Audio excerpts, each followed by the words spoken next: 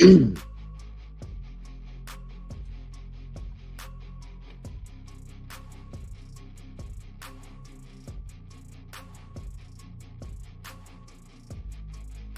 hey, hey, happy hump day, everybody. It is Wednesday, December 6th, 2023, and we're back. Today, guys, we're looking into a missing person case that's pretty fresh out of Florida, Nicole Bradley, and we're going to touch base on the Michael Politte, I never can say this right, case. It's a bit of a cold case, so we got a couple things to put our hands into today. I hope you guys are excited because I am. Thank you guys so very much once again for joining us today. Much appreciation, guys. Love you to death. What do you say we get this show on the road? I'm ready. I hope you are. Let's do this.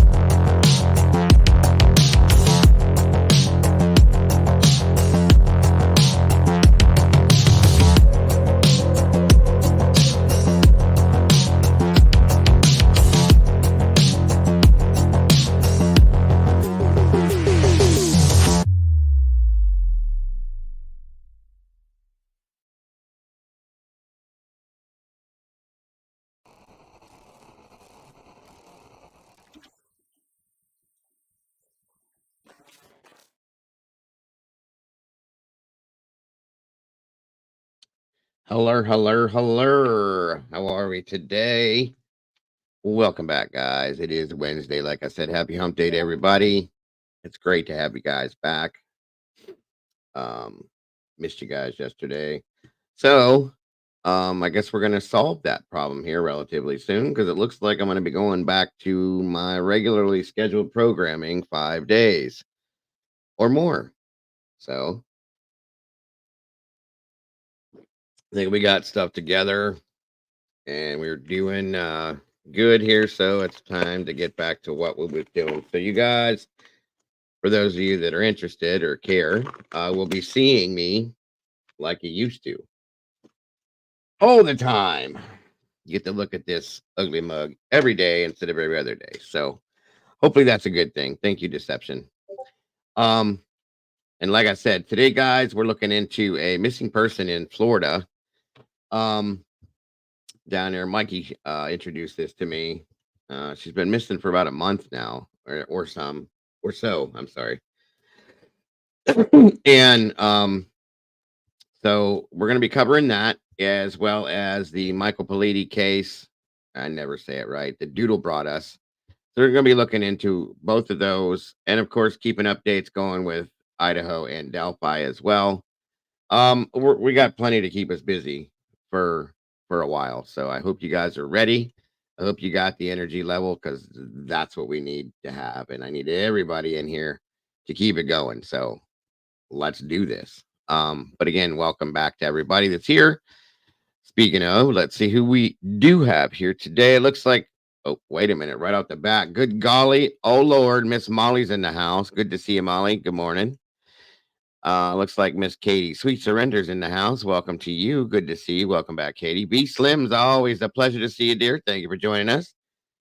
Looks like you didn't get me this time. Good I try there. know. You were trying. I was Um, trying. it looks like just Peachy. Welcome back to you. Good to see you. Salty Sleuth. Welcome back. Good to have you here. Lisa R. Welcome, welcome, welcome.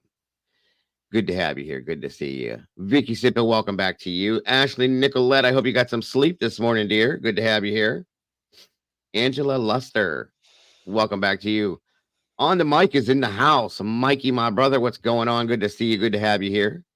Always happy to see you. Deception dismantled. They shut that deception down. Isn't that right? Anyway, Miss Cass, what is going on? Good to see you, dear. Thank you for being here today. Let me see. Doodle Bug Fart. What's up, Duty? I love calling her Duty. What's going on, Duty? What's going on? Good to see you. We're going to jump into your case today. Thank you, Angela. I appreciate that. A lot of people have told me that. I love it myself. So, Fallon, welcome back to you. Great to see you. Great to have you here. Gina Getz, I think is that. I hope that's right. Wonderful to have you here. Thank you for joining us today. Awesome. That or Dina Getz. I'm sorry, guys. I didn't have my glasses on. My apologies, Miss Dina. Welcome to you, and we'll talk about that. That's awesome. And make sure if you do know anybody else that knows this case, go get them and bring them back on in with you. Please, please do. I got some good news on some other aspects as well, guys. We'll talk about here in a minute. Josie West, welcome back to you. Great to see you. All right, all right. Let me see here. I guess I should probably put my glasses on so I don't call people by out of their name. You know what I mean? That would be Let's see, good. Steven, the reseller for you. Welcome, my friend. Good to see you. Some new faces in here. Always happy to see new faces. Nat Cat, welcome back to you. Great to see you. Great to have you here. Thank you for joining us today. All of you guys. Very much so. Happy to see you all. And I hope you're all having a great day so far. Hopefully, we can make it a little bit better while hanging out in here with us. Again, that's awesome, Dina. It's wonderful to have new faces in here. We love seeing them. And we have plenty of room in this fam for anybody and everybody. So come on in the door, guys. And there she is. You just popped in here, Brandy. I just now seen you. Of course, I can't miss you, the OG Miss Brandy B. I was at the bottom of the list here. There you are. See? And of course, I'm being joined by the amazingly awesome and lovely Miss Mama Bear today. Hi. You got lucky. And I think I got everybody so far. Day. Hello, Cassie. Day. Day. That's the new way to talk. All right. All right. Come on in, guys. Grab your coffee, tea, whatever it may be. Come on in. Like I always say, sit down, have a conversation with Mama Bear and me, if you will. Like I said, we got some new cases to delve into, folks, that really need some attention. Like I said, the Nicole Bradley case, she's been missing for about a month, and there's really no leads on this one. So we got to get this one out there. We got to get it out in the algorithm as much as we can so it's seen and heard from everybody, as we always say. Sarah the Irish, welcome to you. Good to have you here. Great to see you today. And then, of course, I hate that I know I'm not saying this right, but the Michael Politte, that case, it's a cold case, but it's a horrible case. It's very sad, guys. As I explained to you in the beginning of the week and the end of last week when we talked about it, Politte. Thank you, Doodle. I always screw this up. Michael Politte. There we go.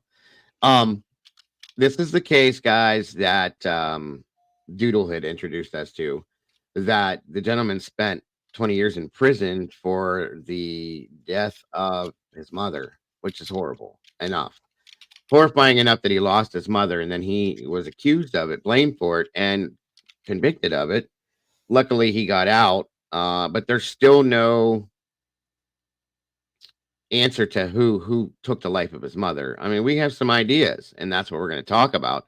And hopefully, maybe we can do something about this to get this handled, so this gentleman can have some closure. Him and his sisters, and the family can have some closure on this and know what happened to Rita, because it's horrifying. It really is. Firefly, welcome to you. Great to see you. Jackie Young, welcome back to you as well. That's awesome. Salty, thank you. I'm glad. I kind of figured you were, because you're down in Florida too, which is cool. We got a couple peeps down there that can help along with this. I'm praying that with Nicole's case that something good happens and we find out that she just took off for a while. She comes home and she's safe and sound, and her kids will be happy and everybody else will be happy too. I'm hoping. Fingers crossed. That's what my goal is on every one of these cases that we touch like this. But sometimes it doesn't work out. Now the other news that I had real quick to throw at you is I got a call back today from the Joanne Matuk Romaine case we covered months ago, back in March, I think it was. Her daughter contacted me, and I spoke with her this morning, and she's going to be calling me back later this afternoon to talk about this. And I would love to have her on the show if she wants to, or at least interview her so that we can get the word back out about that, because that has definitely gone cold. And again, guys, these families need justice. They all do, every one of them. And if we can help to make that happen, then my day and my time has not been wasted. And that goes with all of you guys. And I appreciate you all supporting us all as we do this to try to make these things happen. I really do. Thank you so very much for that, B. I appreciate that. Membership gifted to Fallon. Welcome back to the sauce, Fallon. We appreciate you and that very much, B. Thank you for that. And welcome back to the sauce. All the meatballs in here. Thank you for jumping in with us as we do spill a little bit of this sauce today and try to get some of this stuff out there for people to see and get something done on this, guys. We got 26 likes with 52 people in here. Let's try to get that a little closer to being the same if we can, so we can get this out in the algorithm. I'm hoping more people jump on in here so that we can get this out there. These things need to be heard by everybody, folks, because they're very sad cases that need some kind of something different to happen on them than what has been going on. So welcome, Miss Josie and Vanessa. Good to see you both. Thank you for joining us today. Guys, on your way in the door, if you will, please leave a little bit of DNA on that like button for me. I would really appreciate that. That does help to get it out in the algorithm. I appreciate it. Come on down. I'm going to give it just a few more minutes here for a few more people to jump in. That way we don't have to jump back and forth. So we can talk for a minute here and just, like I said, make sure everybody's having a great day today. Christmas is coming, unfortunately, very quickly. It all happened very fast. So, what'd you say, Bear? Yes, it did. I swear to God, Halloween was like 2 weeks ago. Mm-hmm. I mean, dead serious. Crazy. Miss Jessie Lynn, welcome back to you. Oh, I don't know how that happened, B, but welcome back. Whoops. She said she got booted out of chat for a second. Was it like a Wi-Fi thing that she got booted out, or it might have been thing, maybe? I was gonna say, I don't think anybody. Miss Zelda's in the house. What's up, Zelda? Good to see you. You can call me what? Dango. I was gonna say you can call me whatever you want, Lisa. Dango, Dugo, Doggo. I've been called everything. Derp. Yep. Ding dong, dipshit, whatever you want to call me. As long as you're here, that's all that matters to me. Because I do love hanging with you guys. There she is. The awesome Wisdom Speaks. Miss Sherry's in the house. How are you feeling, Miss Sherry? I hope you're feeling better. Somebody said they thought she was having surgery today. She had an eye appointment yesterday, I think it was, and I hadn't heard from her, so I was hoping she was all right. Mother's in the house. Mama, good to see you. Thank you for jumping in. Yes, I've been called Brad too. Yeah. That's an interesting story. Good Lord. My own Hello, Mrs. son. Dago. Well, that's not Mrs. That's Mama Dago. Mama, that's what I meant. She That's knows right. what I meant. You just be quiet. My falls call you What? Dagon. Yes, I've been called Dagon. A little shaky surgery on 21st. What do you got? What do you got surgery for? I'll explain the Brad thing in a second, Doodle. What's going on, Sherry? Everything okay? Never Frankie. No, not Frankie. Is that Tommy? Hey, Tommy, good to see you. Hey, Tommy. Oh, lens replacement. Yes, sir. Somebody threw that at my drew my attention to that, buddy. And yeah, I planned on hooking up with you just to make sure that you are okay with me coming along with it to put it out there. Um because Hello, bombshell. missing, you know how I am with missing persons cases, they're big for me. So the missing that word for word what I'm trying to say. Thank you, Salty. She's good at that. So yeah, absolutely, Tommy. We'll get that one out there this week too. Um, it's another big one. So there's a lot of missing people out there, guys. I wish we could cover them all. Unfortunately, it's not a possibility, but yeah, we'll definitely get it out there, buddy. No problems. Yeah, I saw your show on that one, Tommy. It was really sad with the family and all that. So I definitely want to participate in any way I can to help with that for sure. Um, Bombshell, welcome to you. Good to see you here. Or saw somebody else too. I'm not sure. Well, we'll be praying for you, Sherry, always. So I hope it all goes well when it happens. You just let us know. Good evening, sorceress. Oh, absolutely, Ashley. I know it's horrible. That's one of the reasons why it bugs me so much. Oh, okay. Welcome back, B. So, just to explain the Brad thing real quick. So, my mother, of course, has a picture, my senior picture. You get your senior year graduation picture, Mm-hmm. whatever you want to call it, up on the wall in her house. And my son, when he was younger, Caden, of course, because he's Mr. Personality, saw it. And I'm wearing like a blazer, suit jacket, and all that. My hair's all combed like a politician. I looked all Mr. Prim and Proper. And my son said to my mother, who's that? And she said, that's daddy. He said, no, that's not my dad. And she said, yeah, yes, it is. And he was like, no, that looks like somebody named Brad.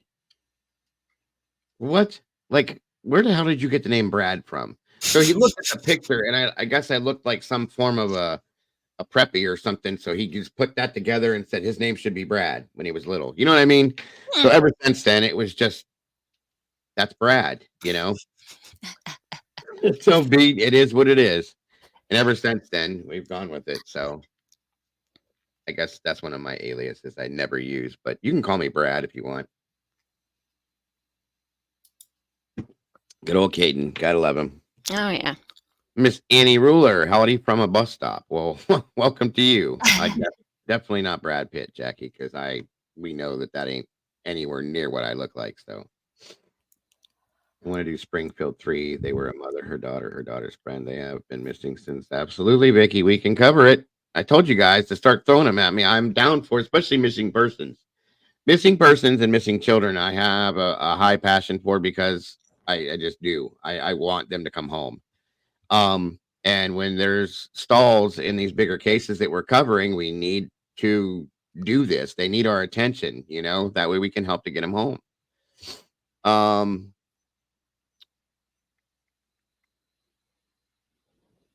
Oh, I'm sure, Ashley, I don't really give two doo-doos, but you're probably right.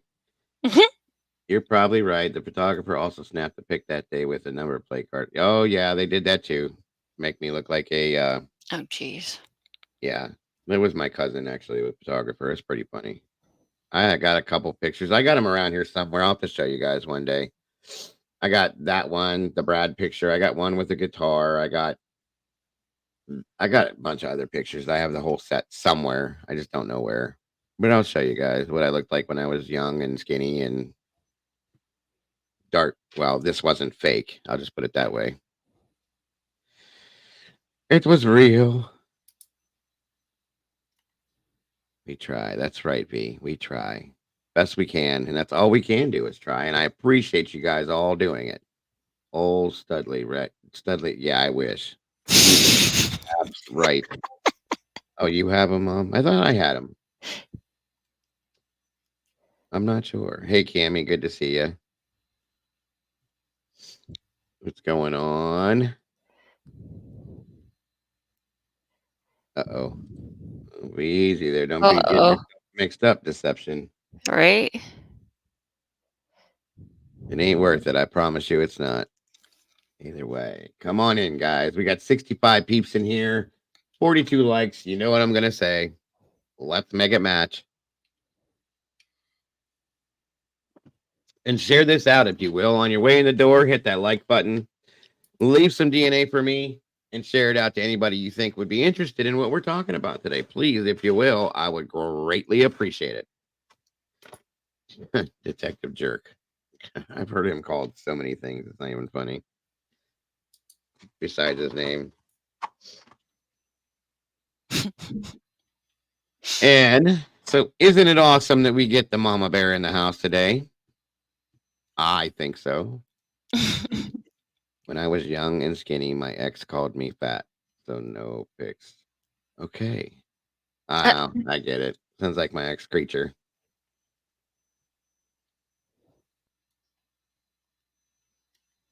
We still have the only one, or the one that I sent you. The guy is missing from the camping trip in '98. Yes, we do have that too. We got a lot of these cases that we can hit, guys. A lot of missing persons. That we still have some that are cold. You know, we still have Summer Wells. We still have uh, Daniel Robinson. I mean, we have a bunch of these cases, you guys. We really, really do. We just need the people in here to cover them with us because I don't want to put the time in and put a case out there for 15 people that aren't interested. You know what I mean? It's not worth it, but I need people to want to see these things all over the place because you never know. Somebody that's missing in this scenario could pass through your area and end up in your area. That has happened in a lot of situations. Oh my God, I know, Cassie. The Summer Wells case really, really twisted me up. When I see her parents on TV talking, it just bites my ass. I'm telling you, it really does. Yeah, it makes me want to punch my computer screen. Yes, yes. There's a lot though, but yeah, thank you, Molly, for reminding me. We got that one. Doodle. I'm old and fluffy. That's right. There's nothing wrong with being a little fluffy. Quentin will be the case that always ripped my heart out. Mm. Yeah, that was very hard. Every time I had to pull that up and to look at his face, Hmm. it hit me hard every time. And It really just the ignorance of some people did. in that case. That was another one that people went stupid on. Hmm. Yes, I do agree. Yeah, we know Molly was head first, like deep into summer for sure. I did, Brandy. I definitely did, and thank you. I think we did talk about that one, didn't we, Mama Bear? The one Which one? Josie's talking about, Audrey Mae Herron? I Mm, could have swore that we talked about that did one. all this- She's been missing 24 years. Maybe we didn't. Maybe we talked about it. Yeah, that one doesn't ring a bell. I thought maybe I was talking about it with somebody else. But yeah, we can look at all of these guys. I'm telling you. Are you writing them down? Because you're not going to remember them. Yes, actually, I am. Good job. Thank you, Mother, You're welcome. Mama, Mama Burr. I have my little notebook here, and I am writing it as we speak. Thank you, Josie. And we do have there's a few more, but I try to get on like the ones that are missing right now. Tiffany Daniels. That one I remember talking about too, Salty. 10 years. Tiffany Daniels. Swear we talked about that. We cover so much of this stuff. That one kind of sounds familiar. I don't know if we. Isn't that the one that disappeared, Salty? She walked out of her house. I might have this confused with another one, but and correct me if I am, but like she walked out of her house and she was in bare feet or something like that and just disappeared right out in front of her house. Something about railroad tracks or something. Sorry about the ads, Cass. I have no control over those. I think that's the one, but there was another one. If not, there's one a lot like that.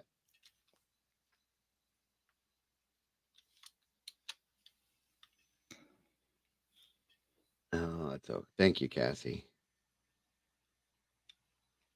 No, Lisa, Mama Bear. We get this all the time. All the time. Mama Bear is not my wife. We're just very good friends. My wife, her name, and it's not the one in here. My wife's name is Brandy. Most people, you'll see her eventually. Oh, that's right, Christine. Thank you. Trinity Bacchus was the other one. Thank you, thank you. And I think we did cover that one. So there's a lot. There's a whole lot. Christopher, yeah, sorry, Christopher L. Holverson, Madison County, Idaho. Okay, well, we have these written down. We got a lot, guys. So we have enough stuff to keep us busy for a while. And there's enough days in the week. And like I said, you guys are getting KT. What to do? You haven't said that to me in a while. Are you mad Yeah, at what's me? up with that? Are you mad at me, KT? Come on now. My friend Ann Pates's murder has never been solved. She was beautiful inside it, I'm sure. And again, I told you guys, bring these to me. We have 5 days. Welcome back, M. Cause. Good to see you. Yeah, I'm down with that, Salty, for sure. I'm always down. And like I said, you guys are getting me back 5 days a week, maybe twice a day. So if I fall asleep on you, just kick me or throw something to the computer, see if I wake up. But I will be here. That's the plan. Everything goes the right way. Um, where are we at? Yeah, I'm down with that, Salty, for sure. Because like I said, we're not going to stop with the updates on Delphi, and of course, anything on Idaho, we have to update. In between that, because there's not a lot of stuff going on. When there's not, we got to do something, and we need to put our time into doing something progressive and positive, and in any way that we can help. That's the best way I can see. So that is what we're gonna do. Welcome, Shelly. Good to see you today. Thank you, Miss Delta, for that. I appreciate that very much. SRB in the house. Good to see you. Yes, Zelda, thank you. Anyone that has donated to this to support the channel, that does keep my bills paid so I can keep doing this for you guys. I greatly appreciate that. And anybody that should choose to do it, I should say, you are more than appreciated. It's definitely not expected, but more than appreciated. So thank you for that. Somebody just said something. M Knox, nice. Oh, yeah, yes. Hello, Shelly. And Harsh One, Shelly. Good to see you as well. Come on in, everybody. 73. We're getting there. We're getting there. We got 49 likes now. Let's make it match, guys, if we can. I put something in the chat about Layla. Oh, yes, I saw that one. Where did it go? Santa. I can never say that name either. Where did that go? I was just looking at it. What, the gifted? Nope, but I just saw that too. Thank you very much, Miss Zelda. That's appreciated. Looks like it was Harsh. Harsh got that one. Congrats, Harsh. Welcome to the sauce. Another meatball, guys. Thank you so much, Lisa. I appreciate that more than you know. Moonlit baby, welcome back to you. And thank you, Zelda. Merry Christmas to you, my dear. I hope everybody has the absolute best and wonderful holiday season they absolutely can. And hopefully you'll be hanging with me throughout it because I know I enjoy this more than anything. I'll take your time, SRB. No worries. Brain have never been. No, they haven't. I know about that one. I've heard about that one actually. And so, actually, we need to put a file together and just start working this daily. Maybe I'll even start throwing these in my night shows too. Um, Obviously, Mama Bear can't be here for that. So, Molly, if I hope you're bored, because We'll see how things go. I need the email queen here with me for this one, for all of these actually. For sure. Molly's got to be the fastest emailer in the West. I'm telling you right now. Seriously. She is. Like I can just say, so we're gonna ding, and then we're gonna ding, but then after that we're gonna ding. So she's quick. She's like, what? She doesn't even know what I'm talking about. See, I said, Molly, we got a lot of cases that we're gonna be jumping into, and I'm gonna need your expertise and your quick emailing. Can we get you in a robe at nighttime?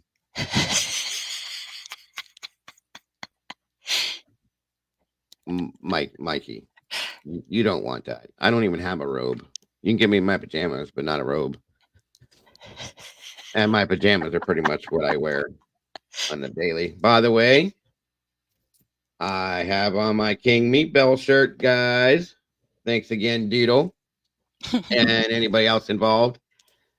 I'm the King Meatball, from what I've been told. It has to be Silk Mike. New beginnings. You guys kill me, I swear.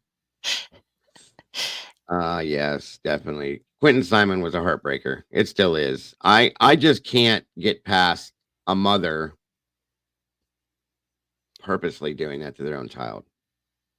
I can't. It doesn't make any sense to me. We love our children like beyond a level that we can even explain. And at this point, to do that to your own child just blows my entire mind. You know what I mean? Jaylet's in the house. What's going on, Jaylet? Good to see you. We're getting there, guys. We got 70 beautiful people in here, 57 likes. It's coming. It's coming. We got to get in that algorithm. All right. And Annie, did you hear me? I think you did when I thanked you for the amazing birthday gift, the mount for my monitors for my thing. If you didn't hear me, please know I am beyond grateful for that. This weekend coming up, I'm going to be putting all that together. I'm hoping. So thank you so much for that again. And I don't know about that there, Cass, but that's Yeah, I was like, well, Cass, jeez. and then Josie's talking about it too. So that's on you. That's on you guys. I don't know. Mom. What do you think about nip tassels? Do you think that's something I should do? I mean, Yikes. I think I'll just, if you do that show, just let me know so I can skip it. Did they go in a silky robe? I'm sorry, but you are great without the robe. Well, thank you very much, Miss Shelley. I appreciate that. Diane Downs. Why does that sound familiar to me?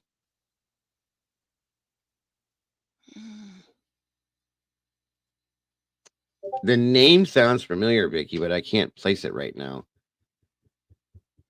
Absolutely, Annie. I will. It's going to help me in a lot of ways because I'll be able to spin and turn my monitors, and then I can put my other monitor in once that's up there, and I'll have the whole deal set up then. One who's genre 3. Oh, yes. I do.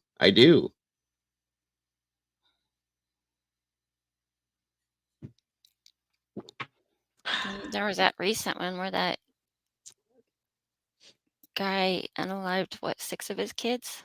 Yeah, I think wasn't that the one that me and Jules talked about for a minute? I'm not sure because The I fire. haven't been around. Yeah, I think so. Right. Yeah, she unalived her kids. Salty. It just these things they blow my mind. Yes, Mother Nip Tassels. That's what they're saying to me. I don't know. I mean, I was just asking what you thought about that. Would you be happy to come in and see me and Nip Tassel's mom? Don't think it's gonna be offensive to her because y'all just don't know my mother at this point yet. Believe me, it nothing can offend her. Welcome, Wendy Nelligan. Good to see you. Thank you for joining us today. Serious Space Cast, right? Oh, no, no, no, no. She will not take offense, Mikey. Don't worry about it.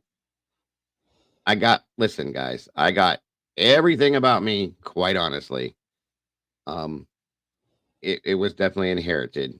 I didn't grow it, I promise you. So my personality and my sense of humor and all that, eh, yeah, I definitely didn't get it from my biological father. So I'll tell you that much.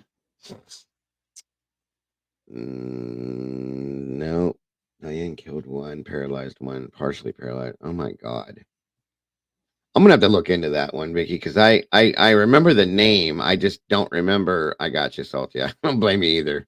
I don't remember the story behind it. I know the name, but not the story. Wasn't it made into a documentary? Very possible, yeah. Annie says, saying you're or the tiger walking to.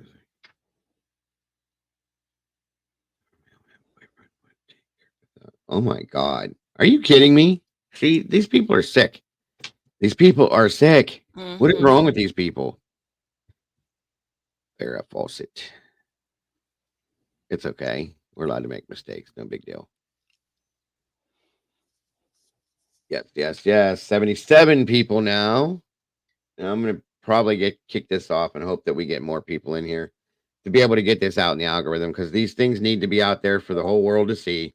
And once we get out there, more people can type this in and go in and look for it and they can join us. That's the important thing about that. That's why YouTube does it like they do. Yeah. Oh, yes, yes, yes. Absolutely. Salty. Shot her kids while listening to Duran Duran hungry like a wolf. That's messed up. I'm sorry. Completely messed up. There's something so wrong with people. I've had these conversations with my mother time and time again, and I've asked her. I'll be 50 years old next year, and I'm still asking my mother, Mom, why do these things happen? What is wrong with these people? You didn't tell me about this when I was, a little one. You didn't teach me this kind of crazy stuff. Which how do you answer that? Because I'm sure my kids are going to ask me the same questions. What the hell is this all about? Our world is a mess, folks. It really is. Yes. Really, really is. So, once again, I want to thank you guys all so very much for joining us today. Um, as we start looking into these cases and getting, hopefully, helping in some form. So very much. All right, give me a minute here. Now, the first one we're going to talk about today again is Nicole Baldwin, not Bradley. I'm sorry. I don't know why I kept saying Bradley. Nicole, and I even put it in the title. Nicole Baldwin. My apologies, but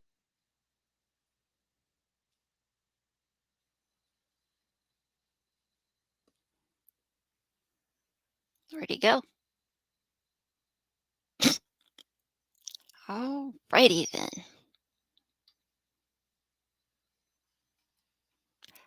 I know nothing about this case, so if he doesn't come back, we're in trouble.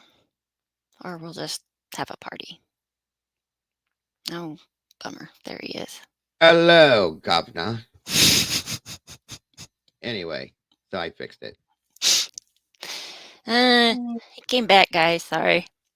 No Inspect. takeover. Maybe Google iStick.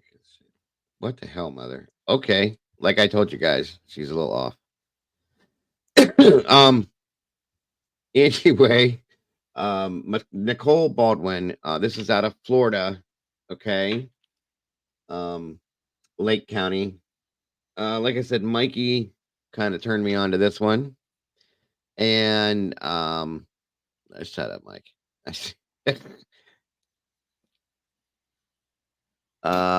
Okay. Like I said, she's been missing for over a month now, and there's not a lot on this, so I'm going to give you guys what I can, and then we'll go from there. I do believe JLR picked this up, which I'm not surprised. He's in Florida and he's all over the place, so you guys know. I may show you a little bit of what he has out on it for you to understand some things with it, but then we're going to go from there with it. Let me see. Let me get the first bit out. See if I can find it.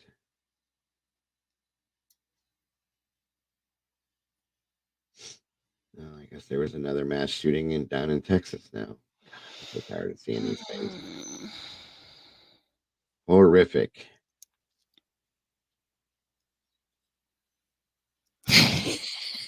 Josie.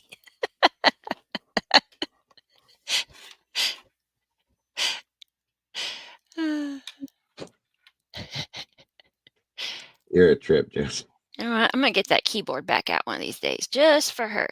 Uh-huh. Tick-a-tick, tick-a-tick, tick-a-tick. Okay. Yes. Yeah, it sounded like you was going to town. It used to sound like you were going to town on that one.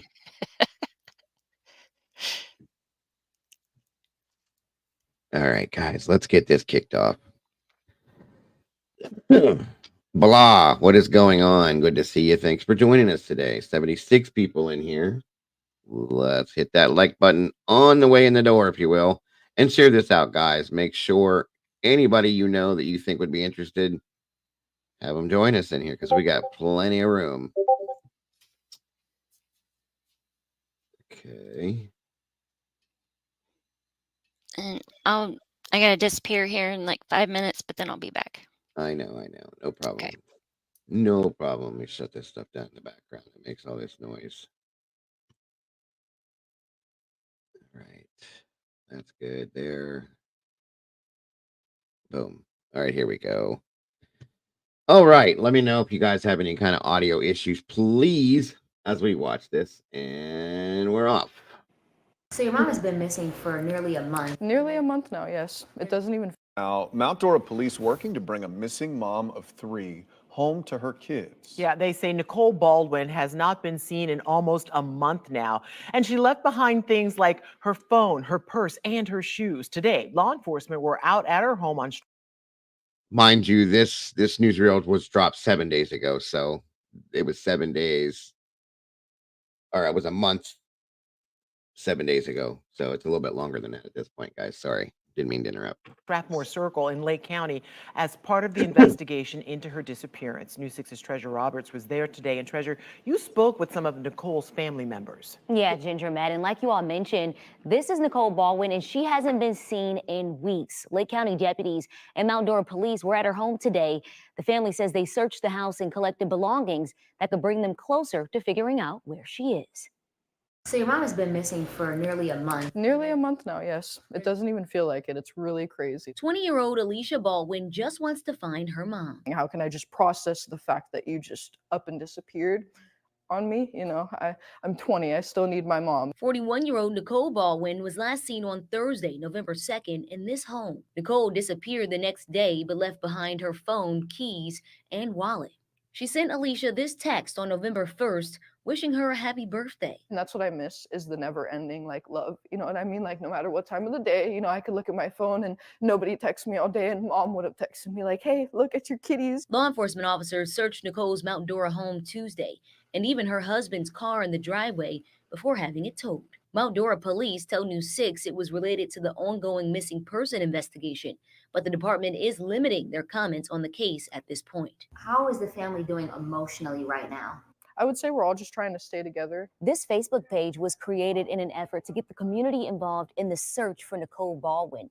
So far, more than 180 people have joined this group. 30 of those members got together over Thanksgiving weekend with these canines to help search for Nicole. Do you feel like the holidays are going to be a little more bleak? I know the Christmas tree is right behind you. Holidays are definitely going to be not the same. Like, honestly, I don't want to celebrate it. You know what I mean? Because family is what I celebrate it with.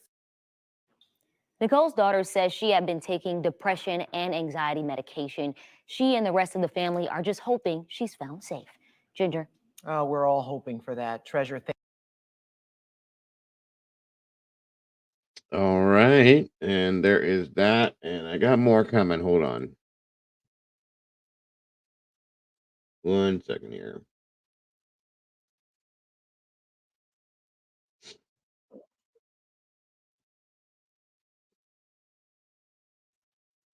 Just trying to give you guys the updates that I have, and then I'm gonna show you what JLR did with her with the case, and go from there, folks.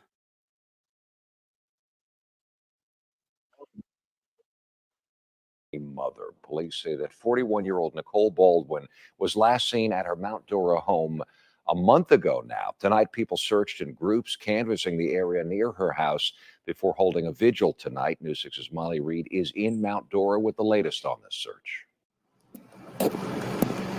With candles lit guiding the path to Nicole Baldwin's home. Just keep going. We're trying to find her. Her daughter Alicia leading the group as they walk the stretch, praying in hopes Baldwin finds her way home. Going on without her has been ridiculously hard. Mount Dora police say the 41-year-old mother was last seen at their home on Stathmore Circle off County Road 44 on November 2nd. They say she left behind all of her belongings and no one has heard from her. Investigators believe she was the last seen wearing a nightgown. You don't expect something like this to happen. I'm not really like, hey, writing down what was she last wearing, I don't know, just everything like that. I'm not paying as close of attention as now. I wish I would have, of course. The search now bringing together family, friends, and strangers. Terry Rogers organized today's canvassing and vigil. She's never met Nicole, but with her own niece missing in Polk County, felt the need to get involved. Because the more eyes on it, the better. Yes. So we just got to keep sharing, keep her face out there, hope that somebody has maybe insignificant and they realize, oh, I may have seen something. Using ATVs and drones too, the group searched the area all around the home. Though Baldwin hasn't been found, they still have hope. Hopefully, even if we don't catch anything, maybe the drones will find something, footprints or anything like that, that the police can therefore investigate further. And they plan to keep going. You don't even understand how difficult it is. My mom's my best friend. In Mount Dora, I'm Molly Reed getting results, News 6. So All right. So again, this story is a little different, folks. She's 41 years old. Okay, let me show you this number real quick too. I should have taken it down that quick. Take this number down. If anybody happens to see, hear, or know anything, please get into contact with that number right there. It will definitely help. And that means anything. Any little thing can help, guys. Even if you think you saw her or heard something, whatever it is, every little bit helps. You can never, the only problem that you'll have is you're wrong. Being wrong doesn't hurt. Okay. I'm going to show you an interview that JLR did with the daughter as well as an ex-boyfriend. It's going to change some things. Okay. This lady was of German descent and came over, and my belief is that the marriage to her husband was to help to gain citizenship, from what I understand. But it was years and years ago. And I know, from what I understand, there's been kind of some issues between her and her husband over the past 8 years or so. There's a few ex-boyfriends that were possibly in and out, and one of them is being interviewed in the next one of the clips we're going to watch here. And I've got a little bit of a suspicion towards another one, and the neighbors didn't even know about this. Annie, that's the weird thing. They were right down the road. They had no idea she was missing, which blows my mind because local law enforcement would put this on the news, I would think, and say, hey, your neighbor's missing. Like, you want to jump in and help? It just kind of blows my mind. Okay. And like I said, this woman has not just that girl that we saw there talking. That's her 20-year-old daughter. There's 2 other children that are younger. So all of these kids are missing their mother. They need their mother. It's almost Christmas, for God's sakes. This is horrible. So that's why we need to do these. There's a few different variations of things being looked at, Lisa. So let's move into the next piece. because from what I understand, let me see here.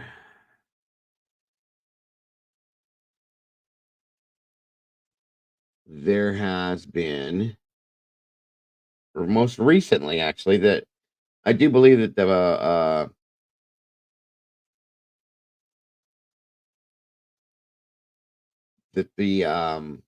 good Lord, I just pulled a Dago, Tommy.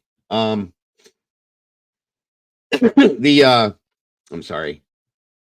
The police have been back at the house recently looking again for different things. And then this was just dropped 19 hours ago to give you guys the most updated version of what the news is putting out. So they were back at the house, um, looking through the house again. On Tuesday morning, Mount Dora police announced Crime Line is offering a $5,000 reward for information that could lead to Nicole Baldwin's whereabouts. She was last seen in her home behind me here. We called police and Baldwin's 20-year-old daughter this morning. They are still desperately looking for clues, hoping that something will lead them to the mother soon. The 41-year-old was last seen on November 2nd. In her home on Strathmore Circle, and we're told she lived there with her husband and two youngest kids. She vanished without her phone and wallets, and she doesn't have her car because we're told she left it with an ex-boyfriend for him to borrow before she disappeared. Since then, police and Lake County crime scene experts have been to Nicole's home to gather evidence. We saw them there on Monday night, and it was at least the second time in a week that they were at the home. One of Nicole's daughters says that she last saw Nicole at home wearing a pink nightgown with no shoes on. She has brown and blonde hair, hazel eyes, and tattoos, including a single rose on her right hand and flowers on her left shoulder going down to her elbow. If you know anything about where she could be, please give Mount Dora police a call. Reporting in Mount Dora, Soneca Brigadicus, Watch 2 News. Like I said, that was just dropped 19 hours ago. I don't really understand why the X is on the windows like that. That was done by police. So yeah, the nightgown thing was a little off to me, definitely. So hold on a minute here. 1 second, folks. I'm sorry.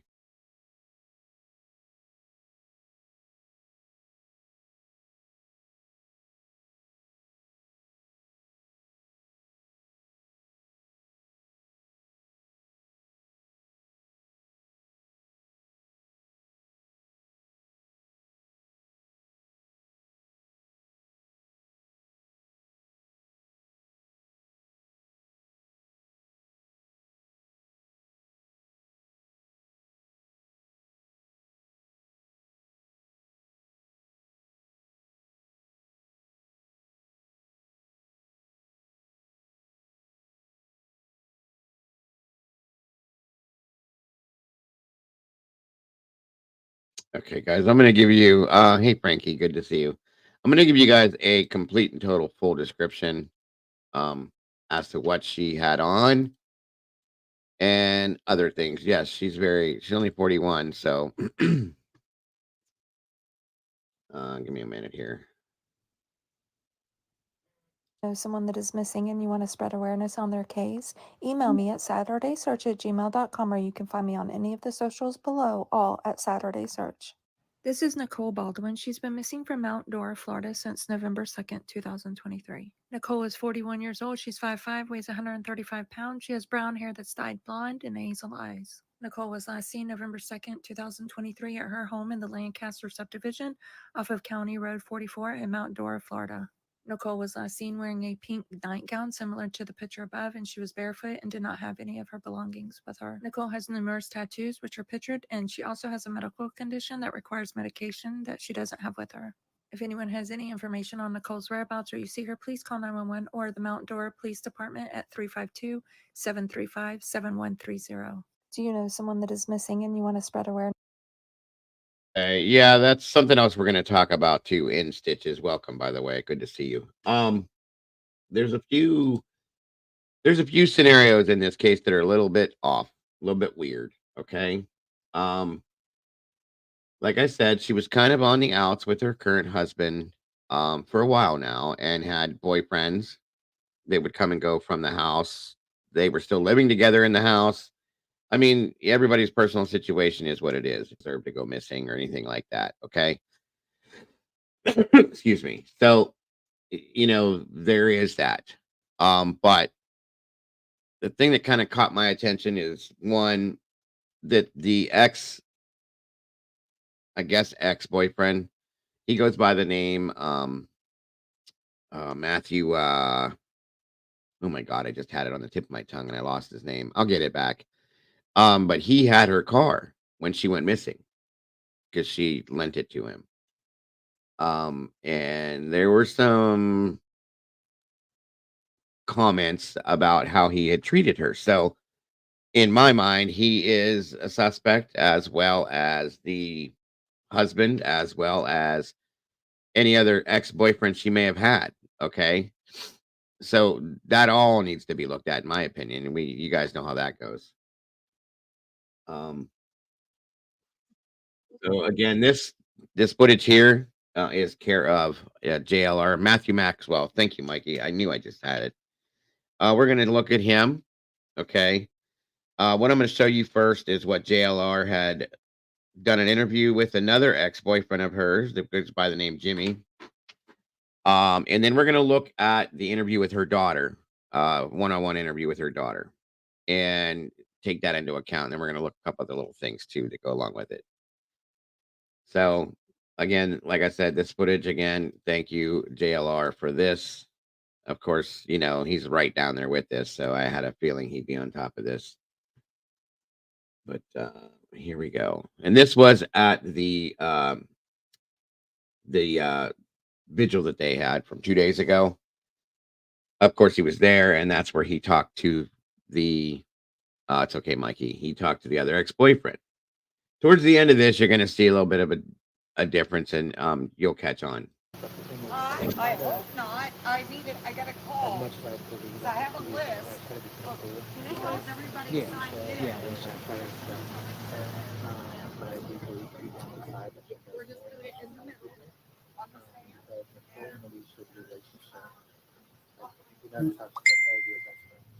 Yeah. Gotcha. So it wasn't like a mother daughter like fear of a mom of three. One moment, folks. I'm trying to get to the point so you guys don't have to see the whole. Okay, here we go. 41 years old. 41 years old. Talk. All right, so this is Jimmy right here. Hey, how's it going? So Jimmy, you know Nicole. You knew Nicole. You were in a relationship with her in the past. Right. Yeah. So what's your take on what's going on? So, I came out of the Army about 2016. Thank you for your service. Thank you. I met Nicole, I want to say about 2017, somewhere in that time frame. I want to say we met online. And a lot of the things that have been going on, we lost communication. We kind of went our separate ways due to some life choices, and we were just on two different paths. As a Christian believer in Christ, who, I didn't always live my life that way or live it the right way. And even today, I still fall short of the mark. But I just try to wake up and grow every day. And when I was with Nicole, there was just a lot of lifestyle choices and a lot of differences in how we thought and the things that we did. And she was in and out, had a lot of, always around different guys. It wasn't abnormal for a dude to walk into her house with her husband sitting on the couch. I was one of those guys. And right here, this location? Not just right down the road at the other house. So they lived at another home on the same block? Yeah, in the same neighborhood. So I just tell people, even as a Christian, I didn't always live my life as a Christian.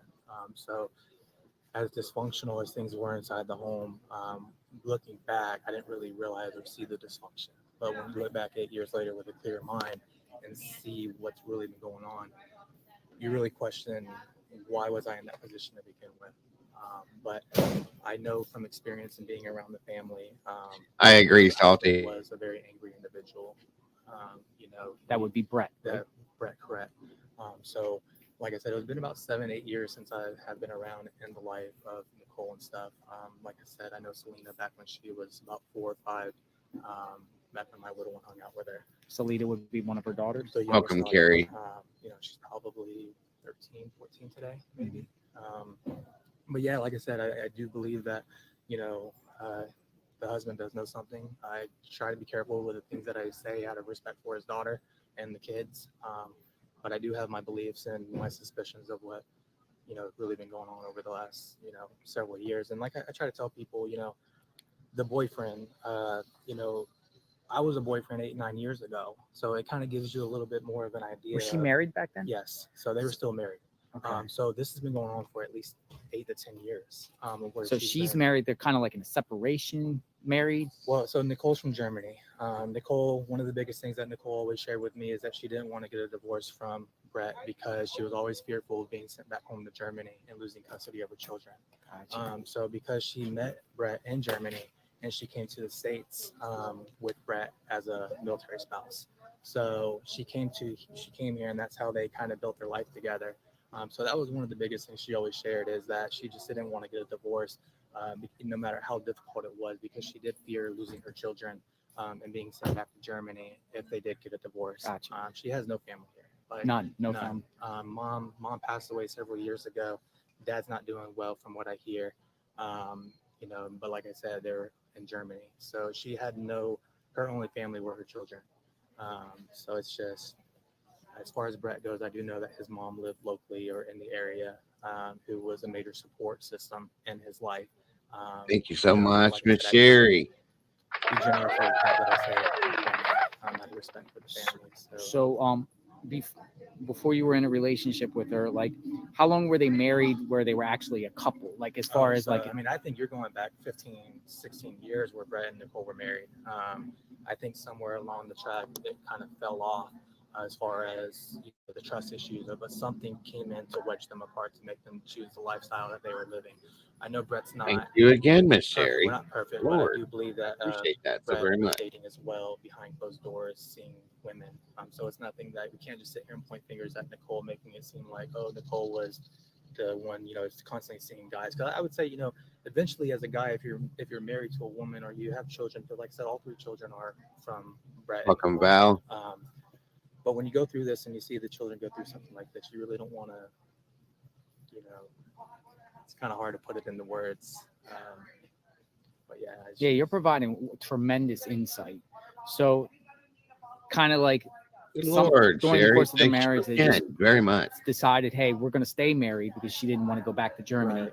But you can see I it don't know guys how- and I so can see do know, girls. Like kind of I do know, according to the messages, like I said, that Nicole has confided in my wife throughout the last several years. After I moved on with Nicole, my wife was one of the very first people that I met after Nicole that I ended up meeting at church and kind of just giving my life to God and just really getting away from the lifestyle and the choices that I was making at that time. Could you just what was going on inside the house when you Thank said you, bad Randy, things going on in the very home? much. Just constantly, I would say they never really felt, you know, like there was never really a bond. Like there was always that, you know, dysfunction as far as how they felt about each other. Because Nicole didn't shy away how she really felt about him. Which was what? You know, how abusive he was, or how much, you know, prick or arrogant, or, you know, and Nicole was small, but don't let her voice fool you. She's very quick to go. She wasn't afraid to mouth off to you or tell you exactly how she felt. So I do believe there was times where she could have mouthed off to him and caused him to put his hands on her as well. But I do know that, you know, throughout this investigation and knowing and being part of the family, I'm not shocked that this has happened. It's just sad, you know, like I said, even being in a part of it as a Christian, it's just, I put my own time to come out here with the side by side and everything to just give back and just, you know, it just goes a heck of a lot deeper than, you know, just, yeah, the whole situation. So he's how long did he serve in the military and what did he do? He had double, I see. What he did, but I do know that he's very, I would say, intelligent. He's not dumb by any stretch. Very smart. So, you know, I do think that he's calculated in the way that he thinks. So it's not just like the normal person would say, oh, let's go search 2 miles from the home, because I do believe that she's not 2 miles from this home. I think with his background and being prior military, that he has some insight on how to do certain things. So yeah. So your opinion, you think like he did something to her inside the home, Absolutely. I do inside the believe home, it happened inside the home. and then maybe put her in a vehicle. And put her in a vehicle. What kind of vehicle do you? So he drove. Well, he had a work van, and I do believe that it has something to do with that work. The work van. Yeah. Even That was though- the heating and air company kind of deal. Yeah. Just because when you think about everything going on, there's a lot of things in the work van, but when you think to those things, you have to think outside the box. So I do think that there's going to be some things that come out. They were talking about after she went missing on the 2nd, he quit his job, like just a few days after. Right. That's one. So is that true? Yeah, so he definitely quit his job. Like I said, there was a U-Haul year. They were moving out. Like I said, Brett's mom provided a lot of finances into this relationship or the lifestyle that they were doing. So I think a lot of things. I think his mom knows some things as well, but I don't know his Like mom was he personally or like know. do you like he's out of there now? He don't live Yeah, in that nobody house. lives here So he anymore. left a couple days ago for Right. the 1st because it was like the 1st the lease run And out. on the 2nd and around the 5th or somewhere between the 7th or 8th maybe. Did he decide to leave after she went missing, or was this a planned leave that he was going to do months in advance? And I think it was planned. I think a lot of this was planned. Like I said, you have to understand his background and who he is as an individual, and I think it was calculated that he kind of had his moves. But hopefully with cameras being all around this place, they can kind of piece together when or what vehicle left at what time to get an idea of when that vehicle came back. So that way they get a little bit better of an idea of how far possibly away, he possibly dumped her. So I spoke to the daughter, Mhm. 20-year-old Alicia, and I spoke to her earlier up at the church, and she said he was in a relationship with Matthew. Right. Do you know anything about Matthew, or do you feel I don't know him. I don't know anything about him. I only know from what people are sharing, but I don't think that he is involved. I really don't. I mean, yeah, okay, he has past record, or he was driving. A lot of people are like, oh, but he was driving the car. But people need to understand that Matthew driving the car wasn't something abnormal. Because I mean, back when I was Thank you, Zelda, I was with very him, much. we went and purchased a brand new red Chevy Camaro. Welcome, And Kyla she Delilah. pretty much let me have that car for the first 2 to 3 weeks. So and just here have the you go, keys. drive it around. So that's kind of like the case you think yeah, with that's this what I think situation. was very Aiden similar. Steele, So that's welcome to why you. it's like it's not crazy. Like some people are like, oh my god, well, don't you think it's kind of weird that the boyfriend was driving the car? But Nicole was a very generous, a very trusting, and the sad part to that is very easily manipulated.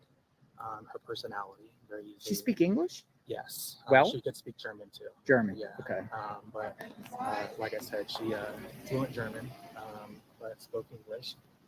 But unfortunately, she would be very easily manipulated because she's just so trustworthy, so giving that it wasn't like crazy for her to say, "Hey, here's my keys, go drive," just come back and get me. Welcome, party call of me five. tomorrow. But like, that's just. So earlier today, searchers, and you were out there, Yeah. right? You were over there, and I went through there too. A lot of mosquitoes. Yeah. Crazy. You don't think Welcome, she's in 9. No, I think she's up near the forest somewhere. Because Forest? when you What think- forest? Ocala. Because when you think, like, you look at 441 and you look at all of the cameras, and even from here to the entrance, right? There's so many cameras on all these homes. Ring that cameras. There's ring cameras everywhere on these homes. So I can guarantee, like, being a former corrections officer in the Army with my background, there's something that shows these vehicles, whichever vehicle it was leading, to put some kind of time frame together to determine when that vehicle returned. And like I said, and I feel like if you can get an idea of what that time frame looked like, we'd have a better idea of how far away he possibly could have taken her. But like I said, when you think of all the cameras and all the businesses on 441, CVS, all the gas stations, in today's generation in 2023, there's cameras everywhere. Yeah. So we would have been able to piece together, him leaving this neighborhood on a camera and being able to put it on a camera out there on 441 somewhere to determine which direction he was going. But being that there's no lights and no cameras and no businesses out this way. Oh, so going out the development, you make a could go right. all the way out to Ocala this way and not even be seen or heard of because there's no lights. I agree on that, Jesse. So I do believe, unfortunately, with his background, and like I said, a lot of us would think, watching crime shows and stuff, oh, there's so much water. Oh, there's all this water around here. He's smarter than that. So like nothing like Yeah. there's water in back of the house there, and I was showing Yeah. people earlier. You don't think she's back He's there? smarter than that because we all know, just speaking generally, that oh well, he's gonna throw him in the water, but no, we know that typically law enforcement have dive teams and stuff, and they check these things out. And he's not going to put himself in a situation. He was very arrogant, very cocky. To speculation, you know, if he did something to her, what do you think it was about? I really don't know, because like I said, there were so many men in and out of the house continuously. And like I said, we're going back 7 to 8 years. So, and that's just who I just know because I was involved. I don't know how many guys came before me that were in and out of the home. So I do believe that it has something to do with, you know, he possibly could have just lost it. But, you know, I've heard some things as well. Like, what'd you hear? That, it had something to do with an argument or a fight. You know, where Nicole possibly could have put her hands on, you know, one of the kids and he lost it. Really? But like I said, I try to be like careful with the things that I say. Yeah, and I can tell that you So- generally want to help and try to find Yeah. her because I saw you out there, you've been out there, and you know, this is it. I'm sure you're like, what the hell is going on? Yeah, I was shocked. You know, like I said, I just found out a couple days ago. Oh, you And, didn't even know? Yeah, I didn't even know, and I just found out a couple days ago. When Because I was on why? the internet. When I the was just searching on the internet, like breaking news, and it popped up, and I was just shocked. It was like 12:30 in the morning. Completely caught me off guard. But at the same time, I just tell people when you play with fire, you're eventually going to get burned. And you know, unfortunately, whether it's another guy or Her daughter did when you're constantly Vix. bringing guys in the home, or you're constantly in an abusive or unhealthy relationship, eventually, you know, nothing good comes of that. We know, statistically speaking, when you're involved in an abusive relationship, it only gets worse. It doesn't They're with their grandmother, Dusty. so sad. Jimmy, I appreciate your time. Thank you. I appreciate it. Thank you, man. Absolutely. And thanks for watching the channel. Yeah. And you know, keep your head up, man. And if you ever want to come back on, I'll give you my info. You can come back on, give more insight. If you want to. We'll talk later. share some Thank you, things. So Jimmy. I got text messages and stuff offline that I'll share with you. Gotcha. After this interview, Okay. the Thank scenario you. changes a little bit, just to be prepared, folks. Yeah, turn the camera on me. You see me with this broken fucking foot coming over there? You get the fuck out of here right now, bro. Just the shit you're saying has nothing to do with anything. I didn't really. You know it? No, but you know you're acting all fake to my face. Go, get out of here, please. I didn't even need you to come today. We would have done the same thing without you and without you saying all of that. That was rude of you, okay? That was rude of you, and you know it. You have my heart and blood boiling right I now. was actually pretty respectful with what I shared. No, did you have to share anything? Does that have anything to do with bringing her home safe? No, you just wanted media attention, right? You just wanted media attention. Alicia, I'm not here for this. Literally, leave. Leave. I am leaving. Leave right now. Leave. That was rude. Hey, and you, turn the camera to me. Turn that for you to go over there and record that. You get the fuck out of here, too. That was rude of you, too, okay? Because I just had a bunch of people and Terry telling me that I shouldn't have even interviewed with you. Don't make me get that cop get out of his car, okay, for you harassing me. Get out of here now. Get out of here, please. Have a good You're day, man. sitting here talking about something you act like you care. You don't even care. Ma'am, I was just interviewing him. What did that have anything to do about Nicole Baldwin? Y'all are sitting there more slandering her than anything to do with bringing her home safely. Leave, okay? Leave. Have a great day, ma'am. I'm Great. praying for your family. Great. I will have a great day because y'all are gone now. Thank you. Ridiculous. This is why you almost got sued for what? For post that one too on your live channel. Oh, I was interviewing that gentleman. That's a little shocker there. I was interviewing that gentleman there, and she put out on him, and I guess she took it out on me, saying that he's telling stuff. So you guys see me. So. Let me know what you guys think. I am out here. She's distraught. That is the daughter of her. She is the younger daughter, or she's the 20-year-old daughter of her. So Can you blame her? Claiming to be the uncle of somebody from a Stony Brook shooting. Like, you're crazy. You're still recording. You have no life. How much money do you make out of it?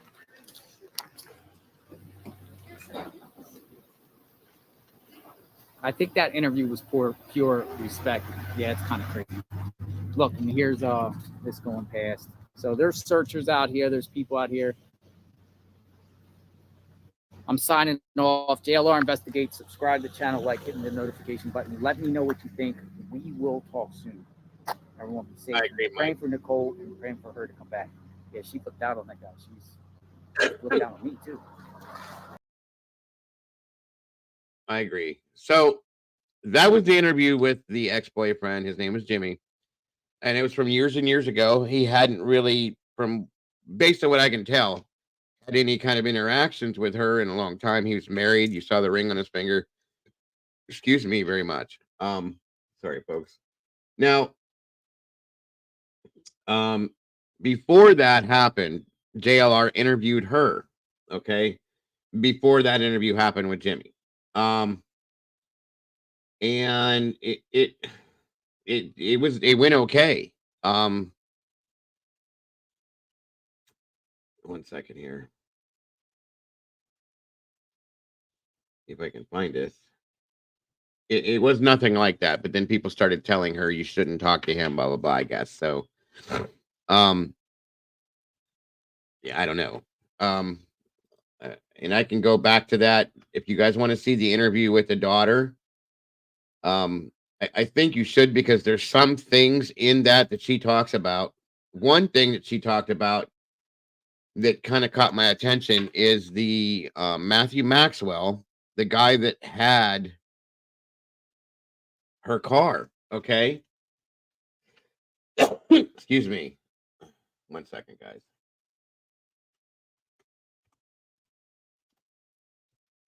Let's roll that beautiful bean footage. Let's see here. All right. 1 second. Have you lost your mind? Okay, so Are you talking to me? Yeah, let's roll that beautiful bean footage. Oh, I heard that commercial yesterday and it's stuck in my head now. You know. Hmm. You know, Mikey said roll it, and it just stuck. It's stuck in my head. Sorry. Anyway, that's why I said that. Not because of this, you guys. Sorry. Like, it had nothing to do with this. Sorry about that. I should clarify that. Yeah, it wasn't this. Mikey said roll it, and for some reason, I saw that commercial yesterday, the day before. I was like, let's roll that beautiful bean footage. As soon as I saw that. So yeah, it has nothing to do with this, you guys. I was just responding to Mikey. Sorry. I should clarify that for sure. Jesus. That explains why you said that. Yeah, it makes sense. Anyway, so the next thing we're going to look at is the interview with the daughter, because she really said something I didn't expect to hear. And you had heard the interview before with Jimmy talking about how Nicole is very gracious with lending her car and things like this. She lends obviously this Matthew Maxwell had the car, but then at the same time, the daughter is explaining how this guy treated Nicole. And it made me go, where's this guy now? So and I understand why she got upset. This is her father that they were just talking about. Okay. The police haven't said anything about the father. I know a lot of people are thinking about this. I'm not going there yet. Okay. Because this is, again, this girl's father. So that's a bit disrespectful. People have the right to their opinions, of course, but we don't know all of that yet. So that's what this is all about, is finding that out. So, I'm sorry, Bear. That completely made no sense to you. Does it make sense to you now? Why I did that? Or did you just run off completely because I lost my mind? no, I'm here. Noi was talking. Oh, Sorry, what'd you say? I said, so does it make sense to you now why I said that? Yes, Okay, yes. good. I was just like, what?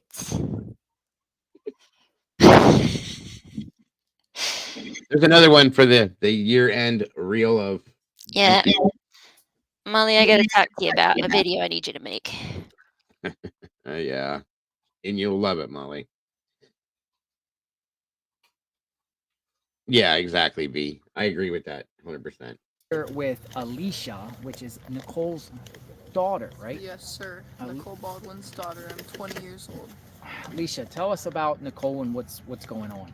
So my mother has been missing since last month. Around November 2nd is the last time she was seen by anybody, and it's now going on a month and a day, and we're gathered here today to search for her and hopefully find something that could be helpful, or we could get, cops to come over and investigate and maybe lead us to something more useful. But as of right now, we're here, like I said, gathered looking for her because nothing has really came about, and she kind of just vanished from my house, literally. That's what it feels like. It feels like someone came and scooped her up, and now she's been missing a month, and it's like time is all moving, and I'm still stuck in that moment when, I got told that my mom's missing. So, What are you going through? Like how are you doing mentally? And I'd say a lot, at home and stuff. It's very hard for me to, no offense. Just so you guys know, this interview happened earlier in the day before the vigil and the walk. And then when he was leaving, he had that conversation with that ex-boyfriend. So just to give you guys the timeline of the interviews here. But like I see everybody else, and I know that everybody, like around the world, for instance, there's just a lot of things going on, and everybody goes through different hardships. So I know that out there somebody has gone through the same thing. So in a way, I kind of look at that as hope, that other people have also gotten good answers, and I have to push through and still function, live for my mom. My mom wouldn't want me to just stop living, she'd want me to keep moving while also doing what I'm doing right now. So I'd say definitely I pull myself together and stuff, for moments like this. But at the house is definitely when I let it out. I've grown on the thing. My dad is very prominent on save your tears for the pillow, because you're never going to be successful in your life, with your job, if you're always taking everything out in public and, freaking out and stuff like that. But I miss her dearly right now. You know what I mean? It's very hard to just move on. And like I said, you have to act normal to go to work and stuff. It's very hard to do that sometimes and pull myself together, because sadness is very overwhelming sometimes. So. And you have siblings? I do, yes. 2 younger siblings, a brother and a sister. How are they doing? I'd say with them being around grandparents, they're younger, so they have that.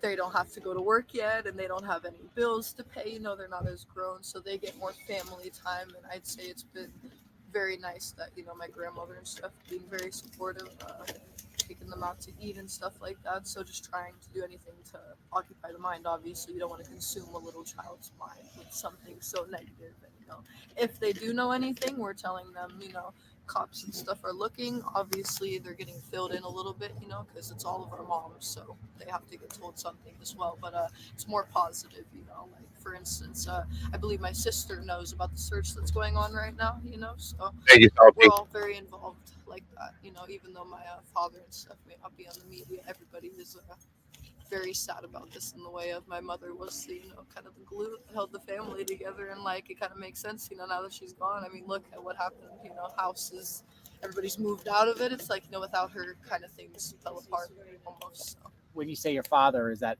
Brett? Yes, Brett Baldwin. How's he doing? He's doing okay. I'd say honestly that may be why he even quit his job, just not that this was more of a time to do it, I'd say, quote unquote, but just with her being. For those of you guys that don't understand, I guess the husband quit his job a couple days after she went missing. And that's what she's talking about right now. He quit his job, turned in his vehicle, quit his job, and they moved out of the house, which they were doing anyway, from what I understand. But they did. He moved out of the house, so on and so forth. So. Gone, why is he going to sit there and put up with not getting paid good? And especially with my mother being missing, I feel like this is kind of a wake-up sign to him. Like, he's been wanting to spend more time with the kids and stuff anyway, so really that's the main reason he said he did it, so he can find a better job, spend more time with the kids. And so I'm actually proud of him for doing that, because somebody needs to be there for them right now. So he has to be very put together right now, in times like this. But like I said, And that's something I noticed as well. She's very defensive over the father. Okay. And she does know quite a bit. Okay. Yeah. I mean, I'm not putting her as a suspect because of that. I'm just saying she knows a lot, and she seems to be very defensive of the father. Okay. And if you listen, I hate that I notice these things, but I do. Okay. she's being spoken about in the past tense, and I've always noticed that. Okay, so I don't know, but see, from what I understand, she doesn't live in that house. She lived down the road. Um, they were living together, but everybody moved out of that house and have kind of moved on. I don't know. I may have misunderstood that. It's a little strange to me. Some of these things are a little off, but she keeps being spoken about. It could just be because she's missing, but a lot of people, when you want to know where somebody is or you want somebody to come home, they don't put you in past tense. That's always bothered me in any case that we've covered, guys. So it could just be that she's nervous, she's upset, and she's saying it like that. But a lot of people have done that. So I don't know. I'm not making your passing judgment based on that. I'm just letting you know the things that I see. And that's why I get that motto from him. He's probably crying himself to sleep. Lord knows, you know what I mean? I'm not around him when I go to sleep, but I know that's what I'm doing. So me and him have had very heartfelt moments too, you know, talking to my mother and all the good moments we've all had together. So it's been very hard to, like I said, keep moving forward with all this going on. So The police, are they doing a good job looking for your mom? I'd say yes. I'd say they are. I don't want to comment too much on that. I'd say the only thing I wish was a little more communicative in the way of like, for instance, I know that they say that they're not pinning the fingers on anybody, but like I was the one that called it in and reported it as a missing person, okay, about my mother. And like right now, just like let me explain this sequence of events with I agree. the non-communicativeness. This is what I mean. Like I was expecting maybe my old phone to get taken. Of course, with all this going on, my father's phone had gotten taken and stuff. I'm not going to say too much, but I had bought a new phone because with all this going on. Like I said, I still have to function, and my mother wasn't obviously. Nobody paid the phone bill, so I had gotten a new phone, and I had it for barely a day. And the detective came, took my phone and everything from me. It's under investigation right now. So I'd say the only thing I don't appreciate is almost being made feel, you know, like as you're a if suspect? yeah, and it's like, you know, I really put me under God. I believe, you know, in Jesus Christ. So it's like I know I'm not scared of anything for the fact of I know I have nothing to do with it. You know, I'm sitting here every day and freaking I'm sad every day of my life. It's not like just because I'm held together, like I said, for these few moments, like I'm not sad, you know, so stuff like that, it really hits a little bit different when it's like, wow, you know what I mean? I feel like the ones who are supposed to be protecting me kind of are like, you know, pointing the finger at me. And then it's like you're wasting time on maybe who it actually could be or what actually happened, you know, like who knows? That's what I'm saying. And it's like, so that I just don't appreciate like for instance, if you would have let me know you were going to do that, I would have not bought a new phone. Like, I don't have a lot of financial support. So, like, that is setting me back, you know, and, like, I can't lose my car during all this. You know, I know my mom being missing is the most important thing, but, like, if I lose my car, who's going to help me get a new car? You know what I mean? Like, when all of this does hopefully die down and hopefully she gets found, like, nobody is still going to help me after the fact, you know, and I have to think for myself in the future, just for my well-being as well, you know what I mean? Now that my mom is not around to help me do that, because that was my main supporter, you know what I mean? So I got to do it all for myself now, and it's kind of like, it's been hard for me, you know, like I didn't even want to go to the doctors for my What broken happened to your foot? Like, yeah, I'd say, definitely. The joke is, if you drink coffee, always finish your cup of coffee, because I had taken a sip of coffee and I just wanted to get on my longboard. I'm very good at riding longboards, and this morning it was knotted. I took one step to. Oh, you get just the heard it kickoff. today. What do you mean? Like Your leg? No, I heard it on this Friday though. I heard it just 2 days ago. So and then I went and got an X-ray. Found out I broke my foot and I sprained. Oh, sorry to hear that. It's okay. It was my own fault. Like I said, a lesson learned: do not ride anything or do anything dangerous without good insurance. Okay, because you're gonna pay for it. So what happened the other day? There was news reports that authorities were at the house. What were they doing? CSI was CSI was at the house, and there's still an ongoing investigation. I'm not sure exactly who's there, if it's still CSI, but They're there now? Yeah, I believe so. Yeah, they've been there for like, I know yesterday and the day There's before 20 SRB. because I had driven by the day before yesterday, and then Terry drove by yesterday for me and said that they were there. But I believe when CSI was there, they were probably taking more pictures of things. Maybe, you know, I'm not sure exactly what they do.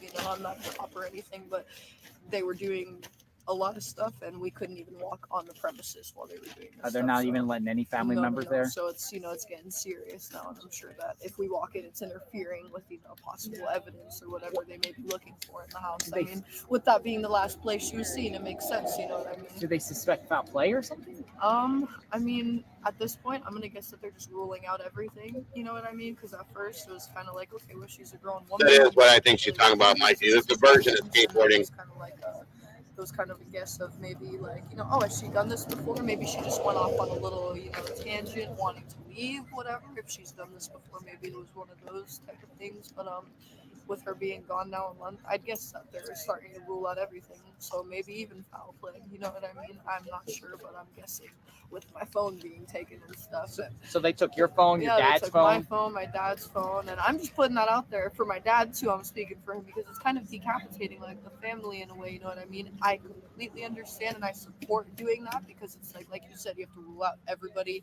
everything. There could be something helpful that maybe was deleted, and they have her phone, so that's the main thing is her phone that they're doing the data analysis. Yeah, they'll do like a forensic data. The whole thing. So hopefully they find something helpful. I just feel like it would have been Hey, John boy. hey, we're gonna have it for this set amount of days because my dad can't do anything. He can't get the kids enrolled back in school.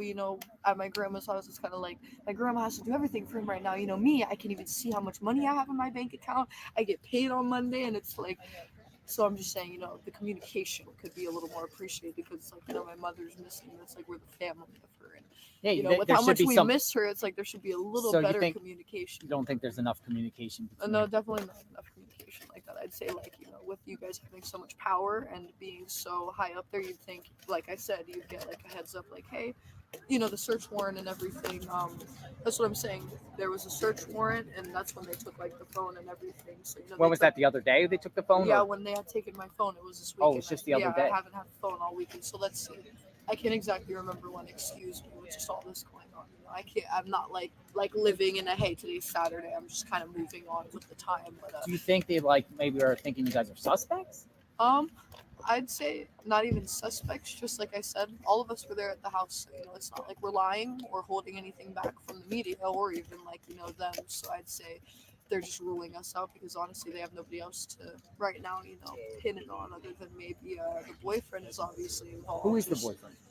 His name is Matthew Maxwell. Matthew Maxwell? Mm-hmm, yep. And there was reports that he was with her car? Yeah, he had her car, and I had to go grab it from. He had gone to the hospital with her vehicle, and I had to go and grab it from him because after the cop came for the wellness check, and it is. More I started worrying more hey, where's my mother?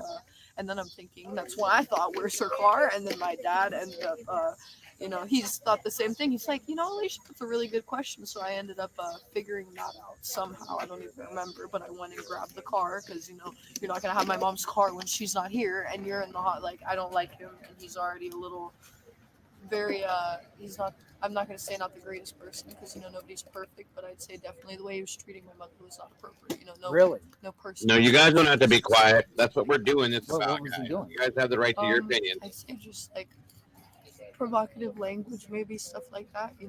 There were pictures on her phone even of just markings from bruises and stuff. Yeah, a lot of stuff, and this is violence. Yeah, this is stuff that I was making a point to the cops and bringing out, as hey, I saw this on her phone just so you guys aren't looking it forever. I'm giving it to you right in your face, you know what I mean? I couldn't be doing anything more. So there's a lot of stuff that I hope that they find on her phone that leads them to something. You know what I mean? Has he, Matthew, communicated with the family or offered help? No, because we're not really. I think he got told the same thing. We're not supposed to be communicating right now. But regardless, I feel like he could have reached out. For instance, he made posts on Facebook. I don't remember exactly how long after she was missing, but maybe a day or two after, the next day. And I saw the post, and it was a picture of him eating food, and it said please come home, boo. So you know what I mean? You can say that, but you can't just post something I miss you, my love, or something a little more normal, not you're enjoying food and my mother. Yes, this is her daughter. That makes you a little suspicious. Not suspicious, just definitely I'm looking at you.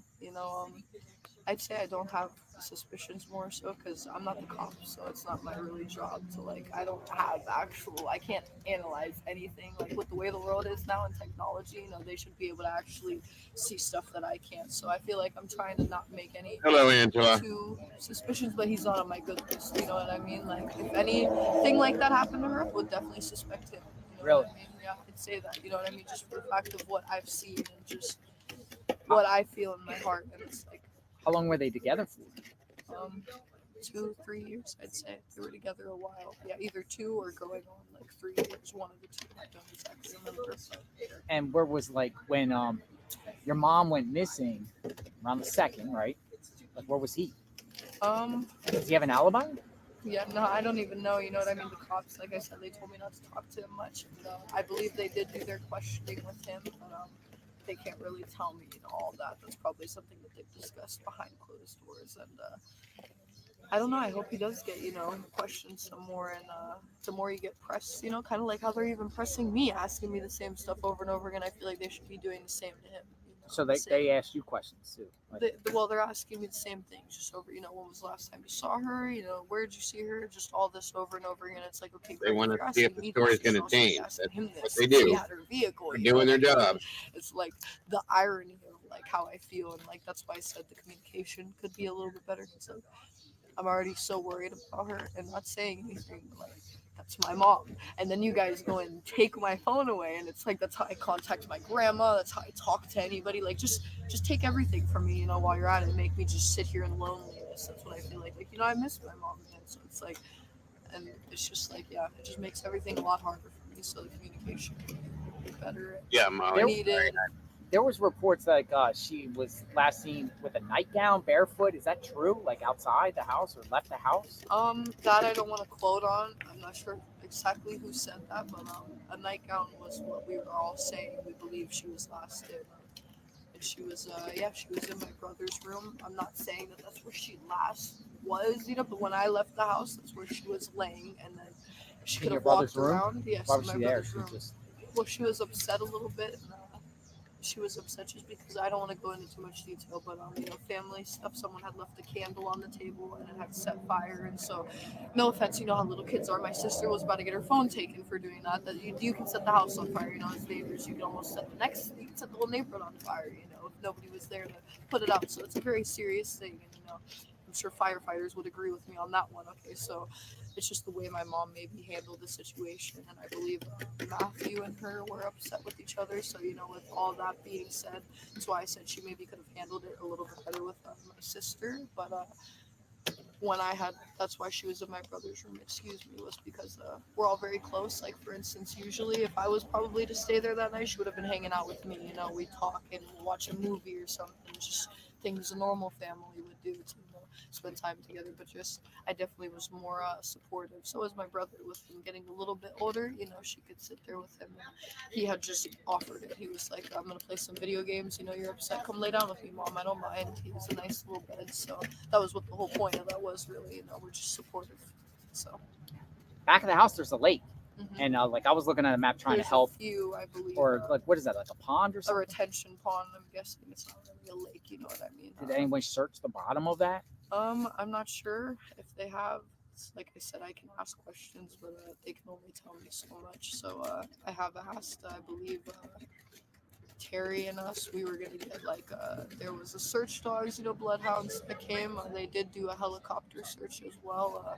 So maybe, you know, they did do since they did a high search, maybe they did do an actual below search. But I'm not sure if we've come to that point of, you know, looking for that. I'm just saying that because obviously if we're looking in water at that point, nobody can swim underwater for a month straight. So I know what that is saying. So I don't think we've come to that point yet. You know, we're still holding on to hope that she's okay and hopefully out there somewhere. So Gotcha. So yeah, not giving up hope. I'm not giving up hope, of course. Not giving up hope. Well, thank you. I appreciate it. Anything you want to share about your mom? Anything that you want to share that could get the message out to help find her? I don't know. Definitely just go and look her up, you know, online. Look at a post of her, look at pictures pictures of her if you maybe happen to see her. That's what another thing was that we were saying. Hopefully she's just out there somewhere. Maybe she got a wig and is just trying to, maybe, I don't know, identity crisis, whatever you want to call it, wants to live a different life. But if you happen to see her, the facial recognition and those tattooed eyebrows, you could not miss it. And I mean, if I saw her, I know I'd be like, Mom, okay, I could see you in a crowd of people, so just definitely look out. You never know if she's out there somewhere just walking around or anything. So that's just the most helpful thing. Spread the word, of course. We will Spread do any that on post our you see. channel, and I appreciate the conversations. course. We are praying for Thank you and you. your family, and we hope Of that course. you guys Thank get you. some results and stuff like that. Big search, a lot of people out, Yes, right? thank you for coming too. I appreciate it. Thank Yes, you, we thank you. have- And these, what are these? These are These are for the vigil we're doing after. Okay.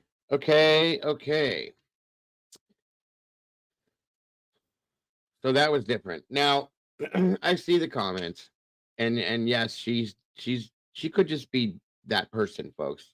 Some people are just different. Okay, she could be nervous. But we're in true crime. We look for all these things, and we absorb and identify and analyze all these things. That's what we do. That's why we do this. Um, there are some things that are off. I'll say that much. That I'm uncomfortable with watching this. Okay. Um, and thank you, Salty. Gotcha. Very much appreciate that. Let's see here. 1 second.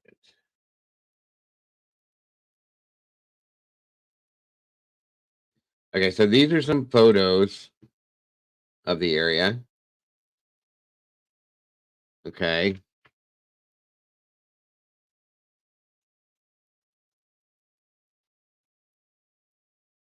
This is the home. Sorry.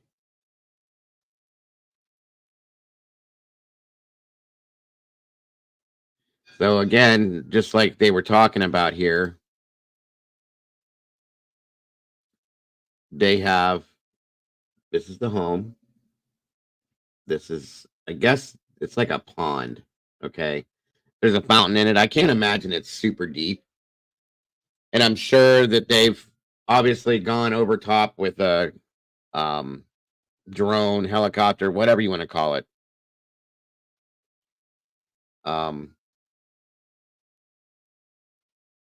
That's true too, Ashley. It could be that that's what I'm saying, that she could just be nervous because her mother's is missing. She's trying to avoid it. She did say in the beginning of the interview that she freaks out when she's home by herself. There, she's got to hold it together. She feels like, and she's got to be strong. So when she goes home, she freaks out and loses her mind because her mother's missing. So, you got to give her that. And I feel like, in a sense, this is almost, we've seen this before, like a disconnect. Okay. So if you say, yeah, there's some of you guys saying this in the chat too. I see.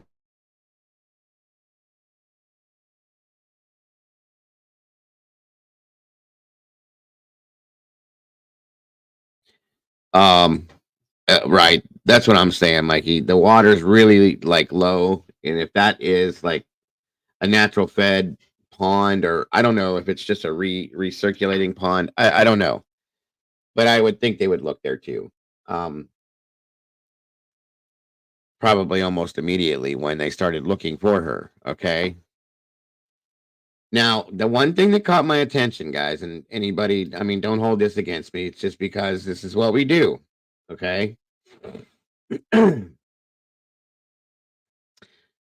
We saw the, yeah, runoff from the neighborhood. That's kind of what I was thinking too. We saw the way she was talking about her father. She obviously respects her father and loves her father. We also saw the reaction that she had towards JLR after that interview with the ex-boyfriend, who she accepted there. He was at the vigil, held hands in the prayer group, walked with them for the vigil, everything they did. He was okay until he interviewed. My only issue with that the way that went down, I know she's upset because her mother's missing. I get that. Okay. She has every reason to be, and I can expect her to act a certain way because of that. I don't know, like, she was completely across the street. I can't imagine she heard the conversation, but she must have heard something for her to react to that Jimmy that way. And obviously, he had mentioned some things, as much respect as you could. He wasn't being mean or rude. He wasn't trying to be an ass. He was just stating facts that where he was asked questions about. Okay. But she really went off the deep end defending her father. That's what that was about to me. Hearing the things, obviously, she must have, that he had said about the father, because she was okay in that interview with JLR, and then after the fact, she blew up at him. And that's what I'm saying. Thank you, Salty. And why are we, okay, here's my thing. I love both my mom and my father, both of them. Okay. Thank you so very much for that. V, you are so very much appreciated. More than you know. Oh,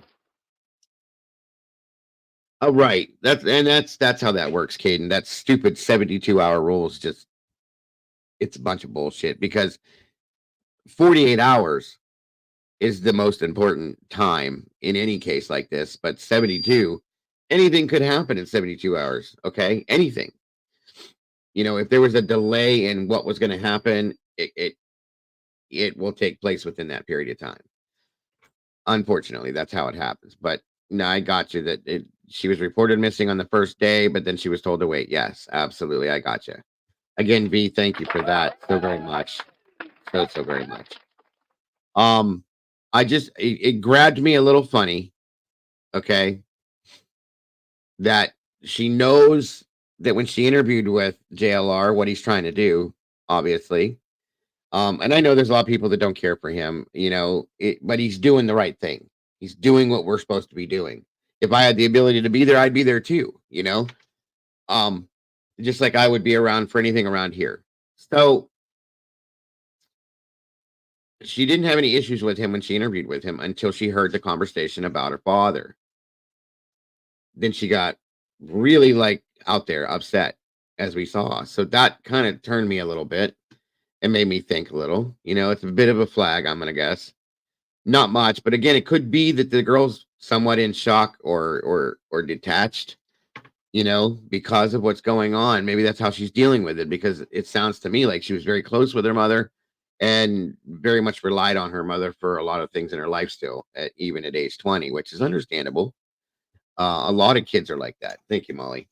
Um, a lot of people are very close to their parents. Hell, my kids still come over here on a daily basis. Okay. And rely on us for certain things, mostly their mother, but you know what I mean. Um, Now let me see here. Real quick, just to show, and I'll probably put this on mine too. Thank you, Salty. This is the flyer that was put up for Nicole. Okay. And I'm going to run a ticker. This is the phone number for Mount Dora Police Department. This is in Mount Dora, Florida. Missing and endangered, mother of 3. Okay. And again, I mean, she's a very, very attractive lady. Anybody could have grabbed her. We don't know. We just don't know anything. So, the thing is that, as it was stated, that there were a good handful of boyfriends in and out. She could have angered anybody, or not that she angered them, but somebody could have been upset with her and tried to harm her because of that situation. You know what I mean? Um, yeah, that's the other side of that too, Jesse. I get it. So there's the flyer. Okay. And again, like I said, real quick here. In fact, let me double set this here.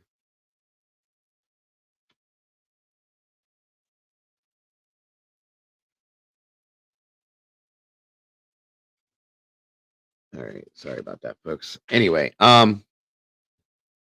So yeah, it's definitely off. There was a lot of, and I hate to say it like this, but there's not any other way to put it there. There seems to have been a lot of dysfunction going on within the relationships, within the home, and so on and so forth. So, you know, there's a lot of different situations that could have taken place with this. And there seems to me, and that's just because I read into things. I kind of read between the lines. I think there's more to this story than what we're seeing. Obviously, it's still kind of new and it's still kind of fresh, so we're not getting a whole lot. As we will build up to this more. I'm hoping that there's more information that can come out. Um, yeah, she was reported, Vicky, 3 days later after that 72-hour period came up. I have not heard from Nellie at this point, Lisa. I hope she's doing well. I know her son was sick, and that there's a grand possibility because of that she may have picked up something too. I hope she's all right though. So there's that.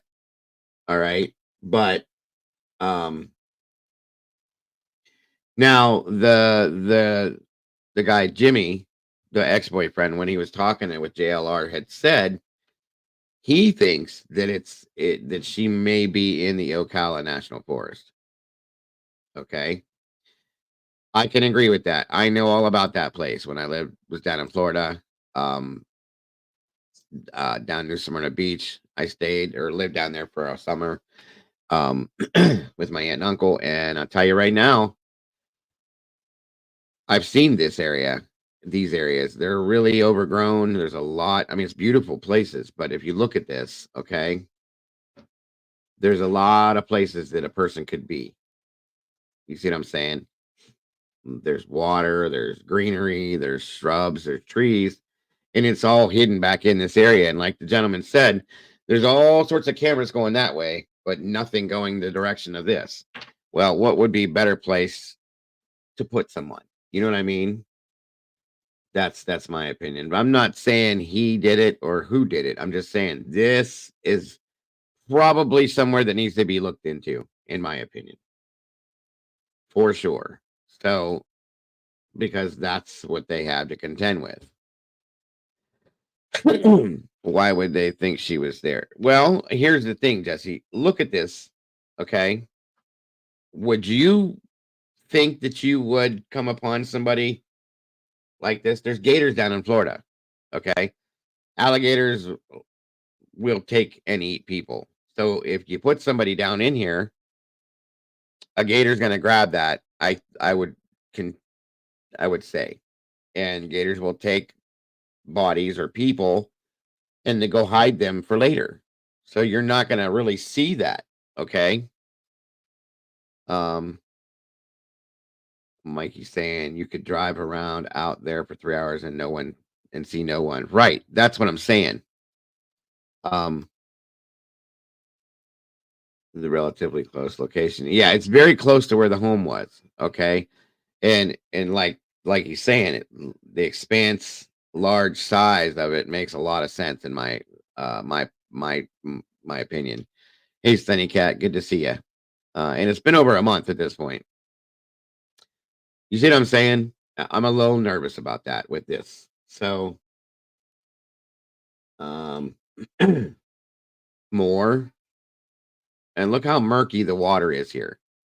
What are the odds that you're going to go tramping through here and you're going to see anything? You see that? The water looks like chocolate milk, folks. It's going to be damn near impossible to see anything. Yeah, and the gators they're everywhere, folks. They come up in people's backyards down there, literally. They have taken children and animals from people's backyards. They get into people's swimming pools up there all the time. Hey, Cammy.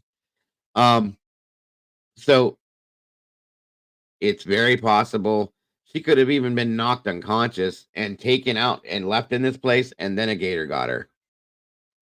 You see what I'm saying? It's not hard to even think of. Very, very, very, very, very murky. No lie. Which again, to me, is very hard to see. Let's see, that's again, look how overgrown this is. You're not going to be finding anybody in there. First of all, Most people, other than law enforcement, when they're searching for somebody, are not going to go back into this to look for anything. But you have a fear. Okay, let's go backwards a little bit, folks. Gabby Petito and Brian Laundrie, that case, that was out of Florida, Northport. Where did they find Brian? In an area like this. And why did they find him the way they did? Because of alligators. What was left of him was because of alligators. Okay. And water, yeah, that's true too, Sonny. Water depletes evidence very quickly. Black water, yes, exactly. And he was underwater as well because of the flooding. That's absolutely right, Cass. So what better place to do what you got to do? You know what I mean? I hate to say it like that, you guys. It's sad. But very true. Very, very true. Thank you, SRB, very much for that, by the way. I appreciate you. It's just one of them things, you guys. And then this is like an overview looking down on it all. You really can't see much of anything in here. Okay, you see how small that boat is. Look at this water. Okay, it has that blue tint to it, but if you got somebody over in here, up underneath all this stuff, up north, you know what I mean? I mean, you guys know what I'm talking about with this water. It'd be very easy to do that and like I said, a gator will grab somebody or something off the side of the bank, take it underwater, do the whole thing it does, and go bury it up underneath a tree somewhere underwater for later. I've seen that happen. So there's that. Okay.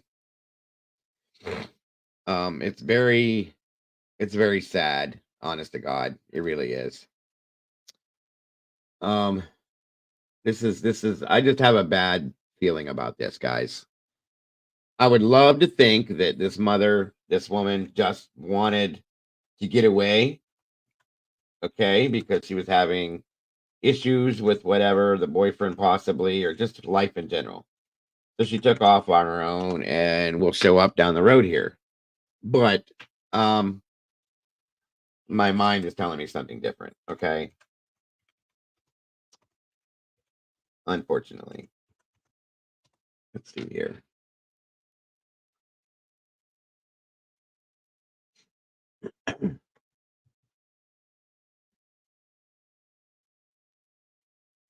Hold up. Trying to pull this up for you guys too.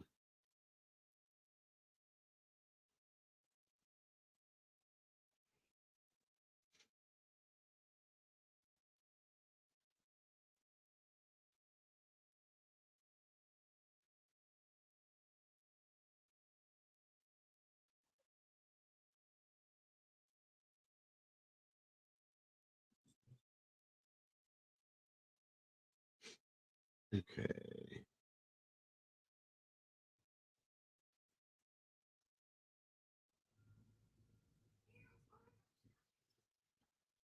Trying to get this pulled up for you guys. My apologies.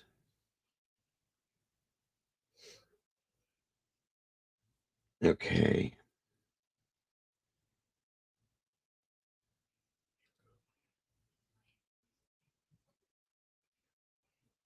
No, that's not it. 1 second. 1 second.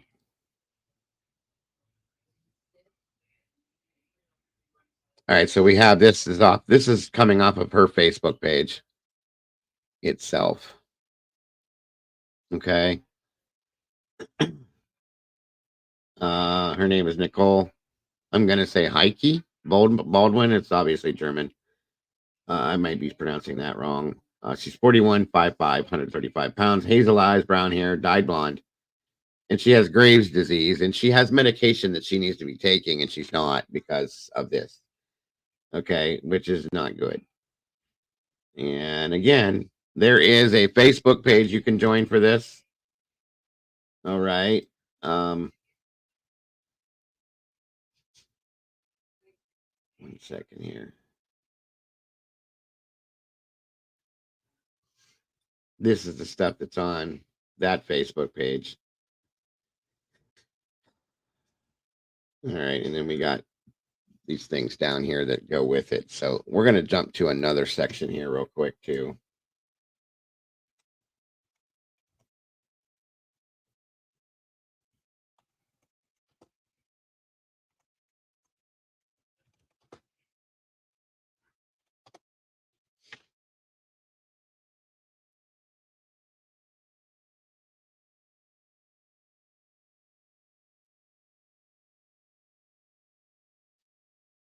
Let me see here.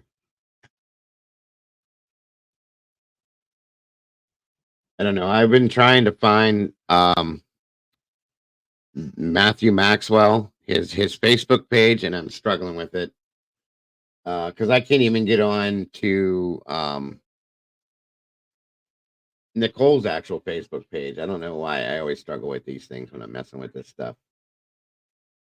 Let me see. That didn't work either. So if you guys find something or find it, let me know. Okay. Hold on a minute here.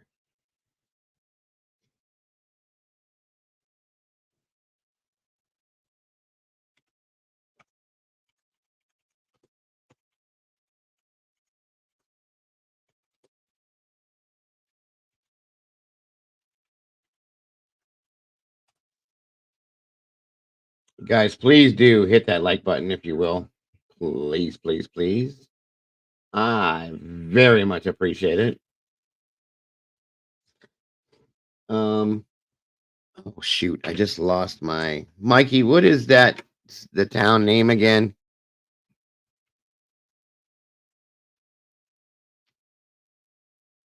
That's why I'm trying to pull it up, Mike.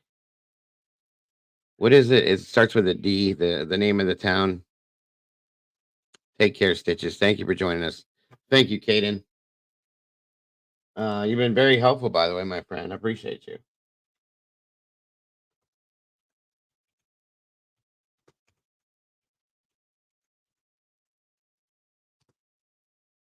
Mountain Dora.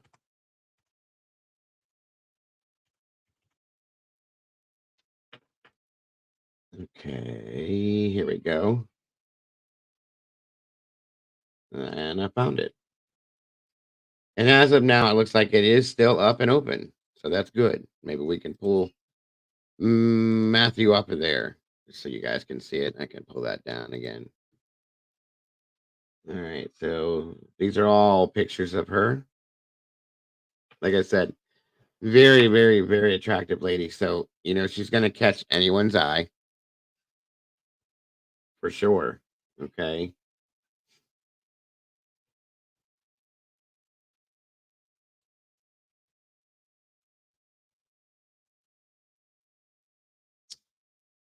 Trying to find.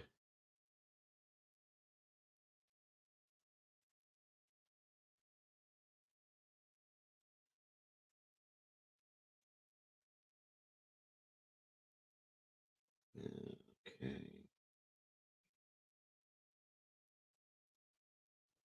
Let me see here.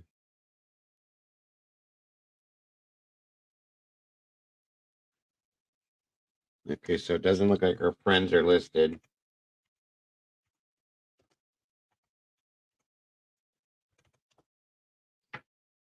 Nope. Okay.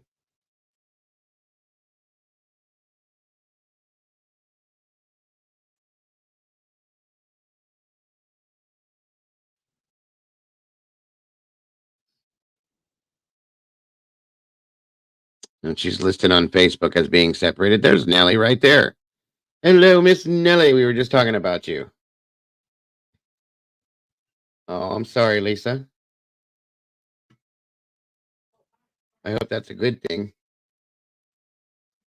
I hope. Yeah, he's not. Her friends aren't even listed in here, so. All right. Not a whole lot, Nellie. People were just worried about you, I think.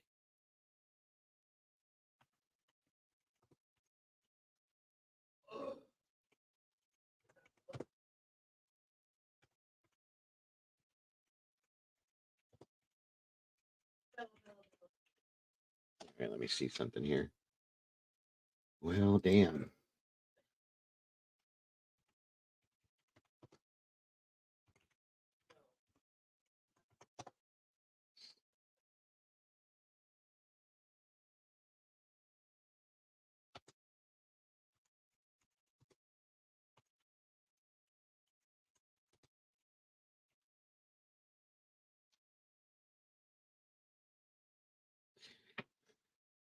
Um,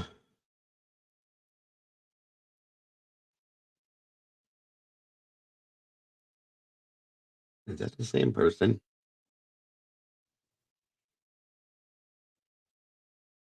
Oh, okay, Nelly. Well, good to hear. I'm glad you're okay. I don't think that is the same person. Mikey, do you remember what the husband did for a living before he quit his job?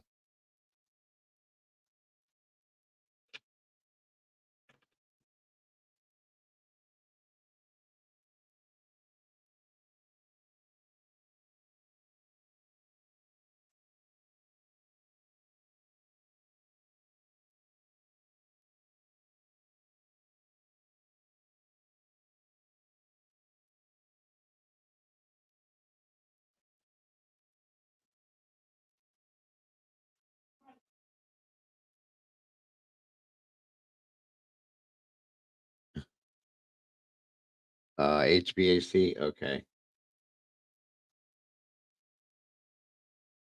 Let me see here then.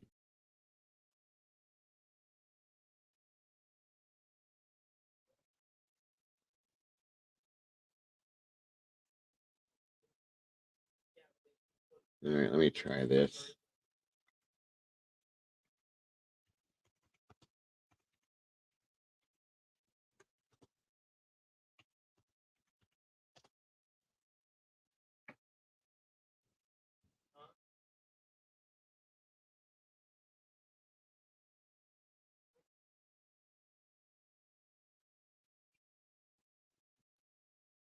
Okay, that was what that was. Molly. Okay, gotcha.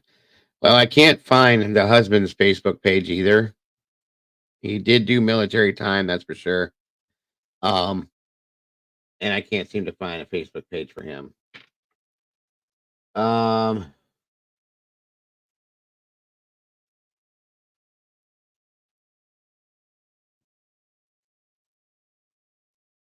that's definitely not him.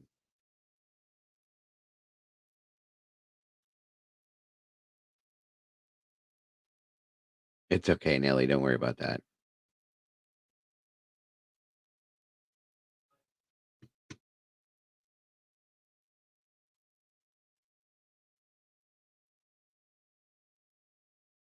No, I have no door bars across my door, Sonny. Don't worry.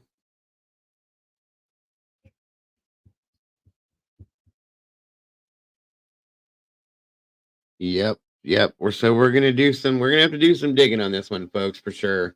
Like I said, this one is still new, still fresh, like Mikey just said. Um, so if you want to dig on it, go for it. If you find anything you want to send to me, please let me know. Because I'm gonna be digging on it too. I'm sure quite a few of us are gonna be. Um, when we get on new cases, I have a tendency to jump into our Discord and get together with people and we start digging on things, looking for stuff. So we're definitely going to be looking into this one and trying to figure out what the hell is going on. No lie. Um, because it's definitely not, this is definitely not cool.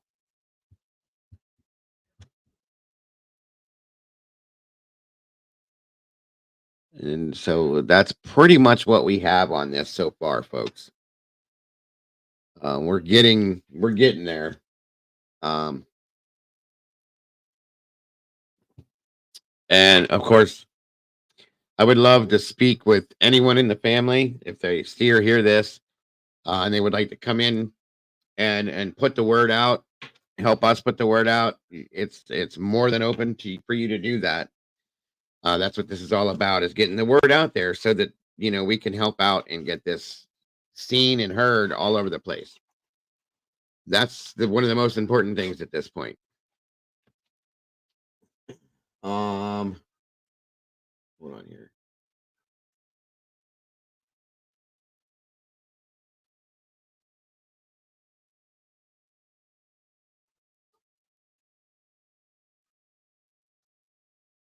One moment.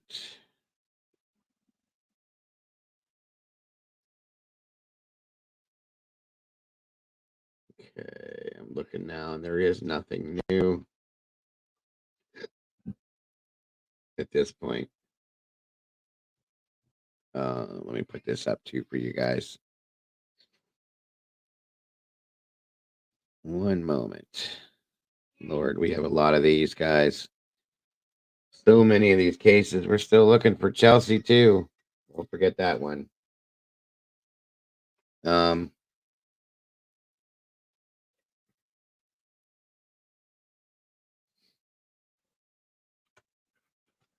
second.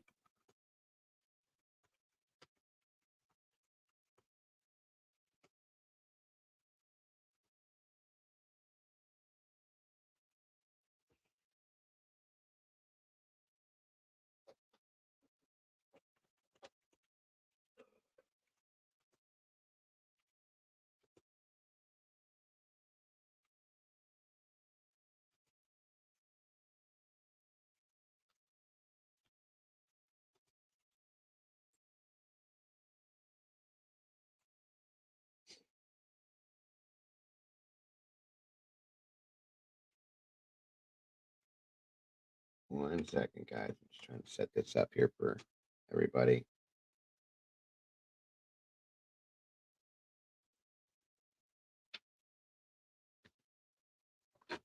Oh, Lord. Okay.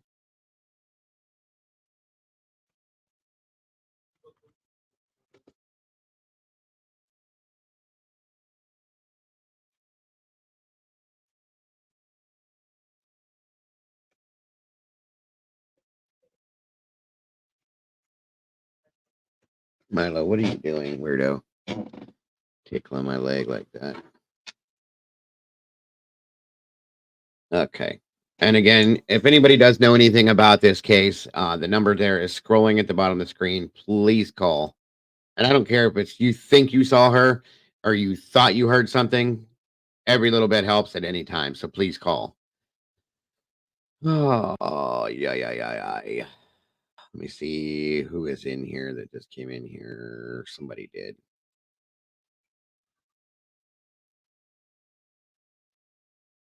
And there is a Facebook page, guys, that I think I just had it up for you guys. Check that out as well. Become part of it. What's up, Mountain Man? Good to see you, buddy.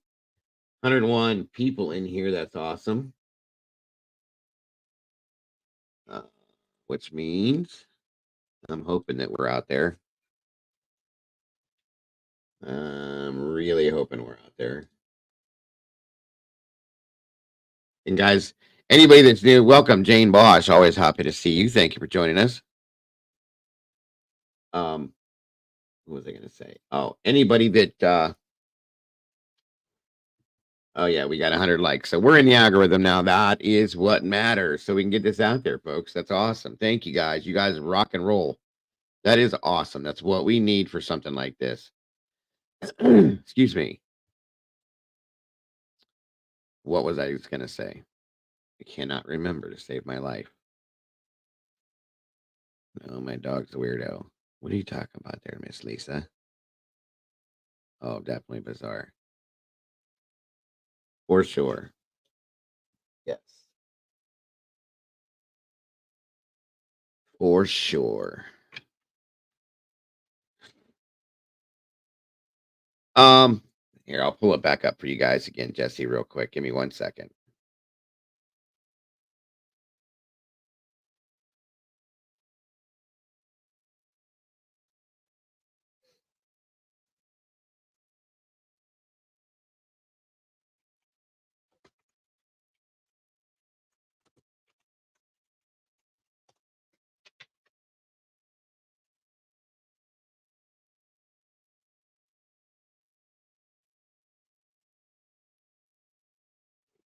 Okay. Here we go. There it is. Help find Nicole Baldwin on Facebook. Click to join the group. And, oops, sorry. There it is.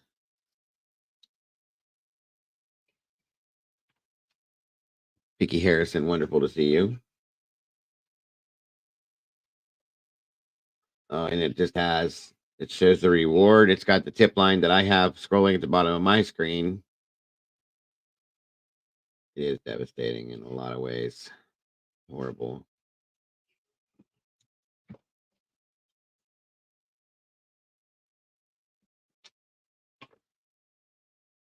There is a $5,000 reward for her at this point.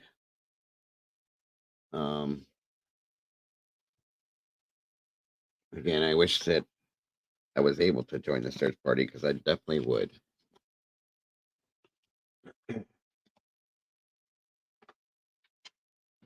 One second, I'll give you guys some more to look at with this comments and whatnot.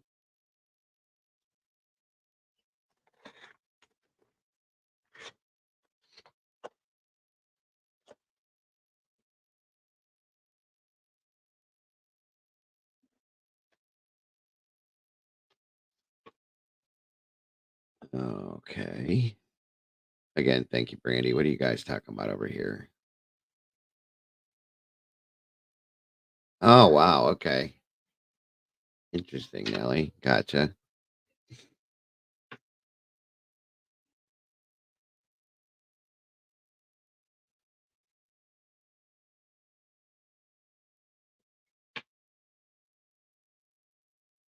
Okay, so I'm guessing that this is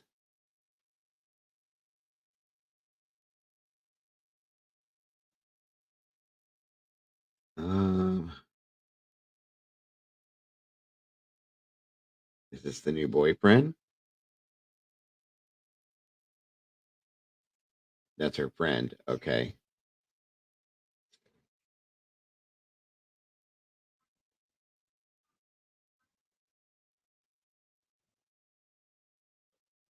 All right.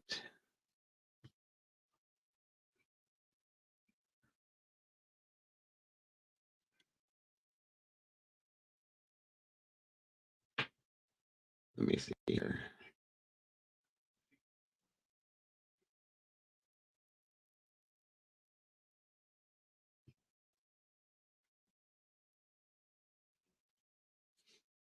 Okay.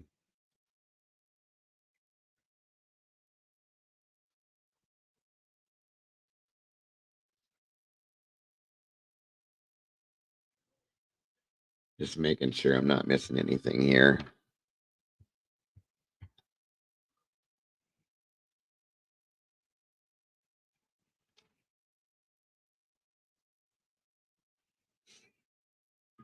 Life, love, and true crime. Welcome back. Great to see you. Thank you for joining us.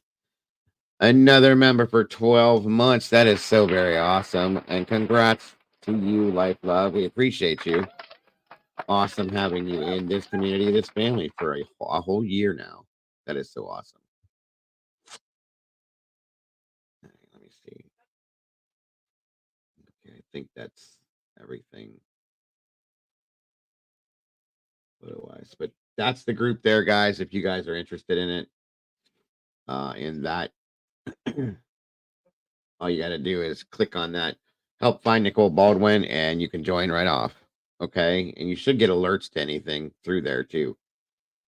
Hopefully, we will. Maybe we'll get some good news on this one. I would love that. If anybody has anything that they want to send me, or anything in regards to this, you can reach me in that sense right there, either through my email, through that phone number right there. One form or another, I should be able to get back to you. If not, leave a message if I don't answer it out the get. Yeah. Yes, Nelly, she was staying last at her home. Absolutely, Miss Sherry. No problem, man. No problem. I hope you're feeling better. Yeah, the last place she was seen was at her home.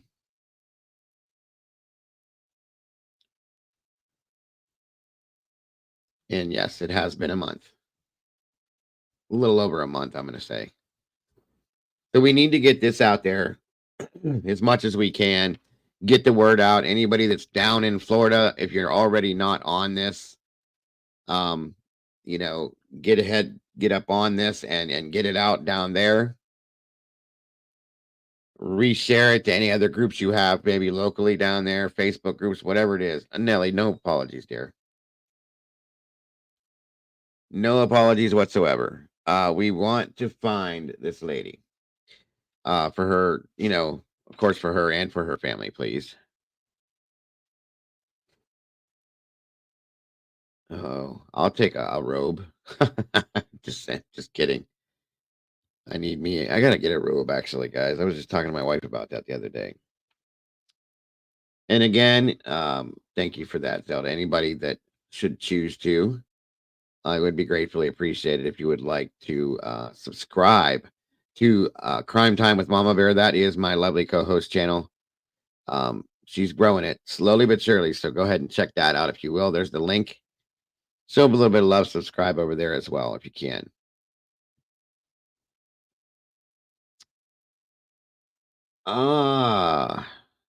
Is it just me? Or does the tattoos on her Facebook page move around right arm to left? Oh, wow. That's weird. So we have the flower tattoo here.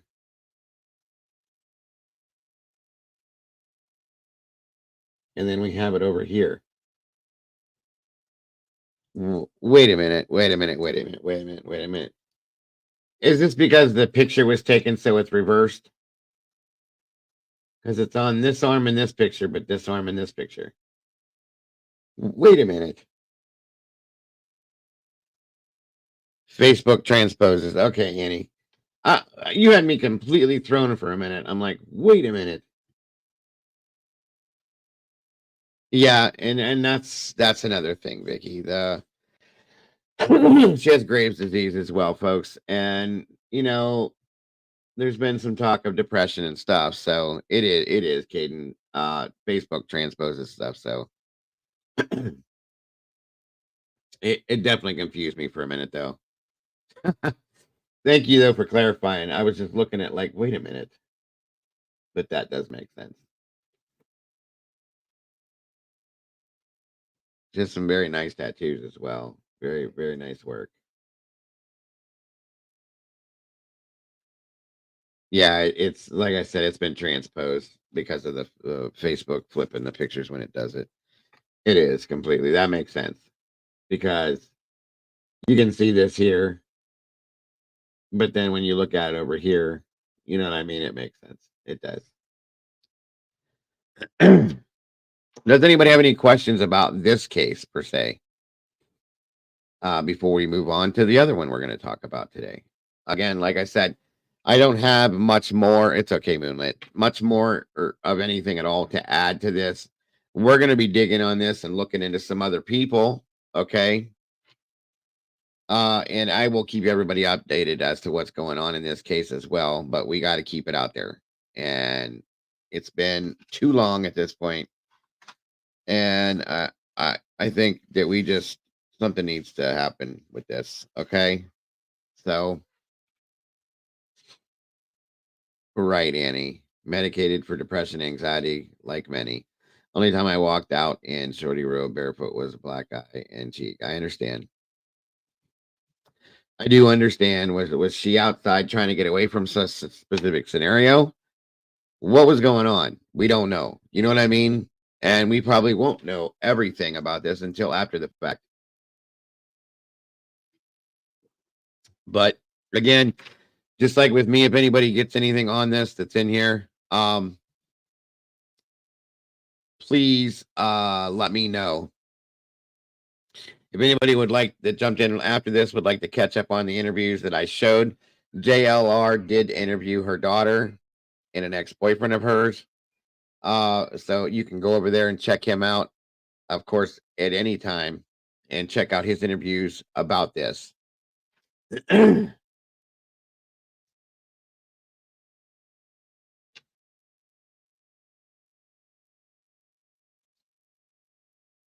And that's the only details that we have.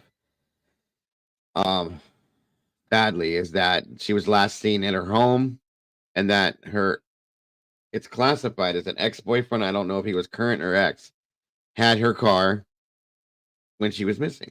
The daughter went and got the car back, and then the police took it. So I don't know. It's very weird. I don't think it was by choice, Nelly. I think that he came upon it. And there hasn't been anything with the husband, any words that I've found spoken by him.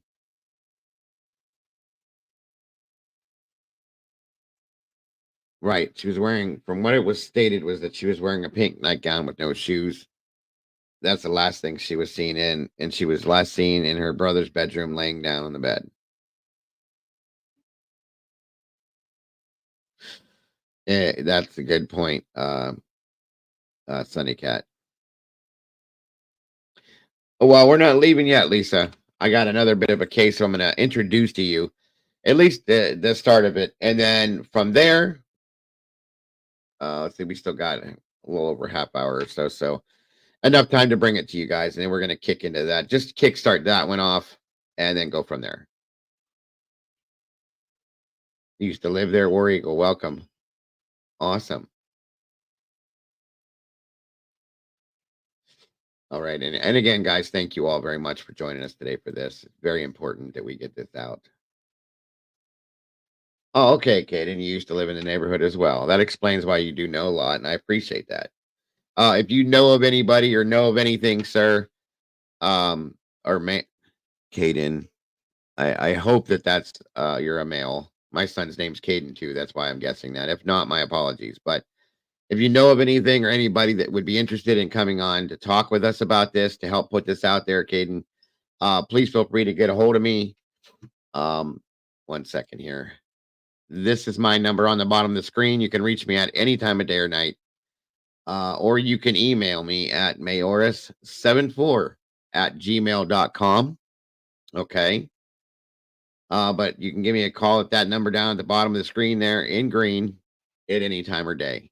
So if you know of anybody from living in the area that would want to come and speak about this, I have an open door for this. Please, anything that will help at all.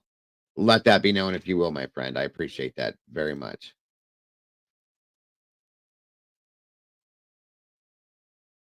Okay, good stuff, bud. All right, so we're going to move forward here.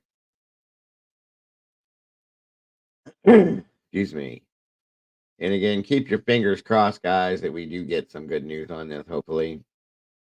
All we can do is pray, cross our fingers, and hope. Looks like Doodlebug gifted a membership. Sunny Cat was gifted a membership. That's awesome, Doodle. Thank you for that. You are so very awesome. Looks like we have 8 new members as of today. That's awesome. Welcome to the sauce, all you amazing meatballs. We do call members of the community meatballs, guys. So welcome, welcome, welcome to all of you. Very much appreciated. Okay.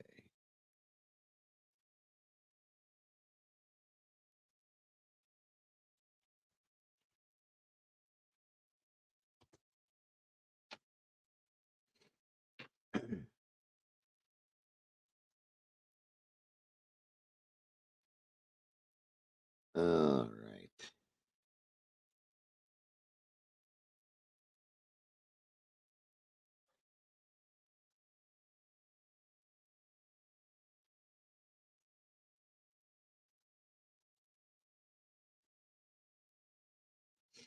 Give me 1 second, guys.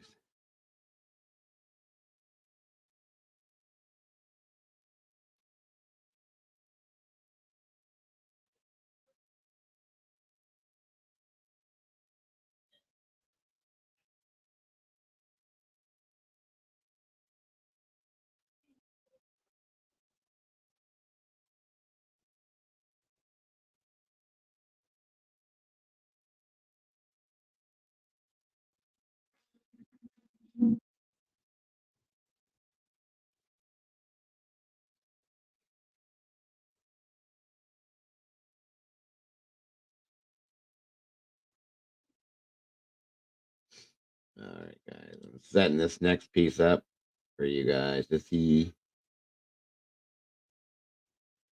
One moment.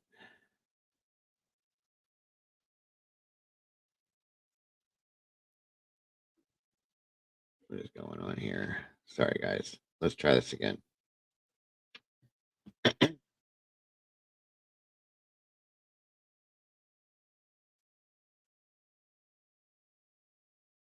Take your time, Vicky.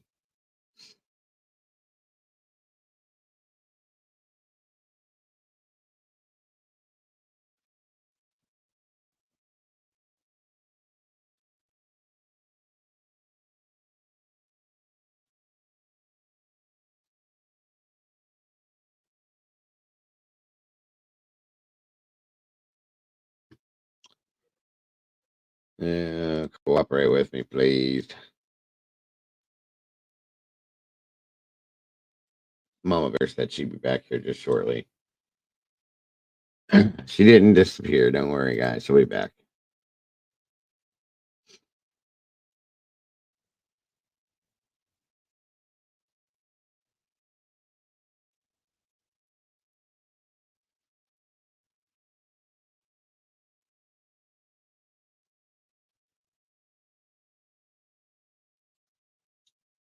Okay, come on.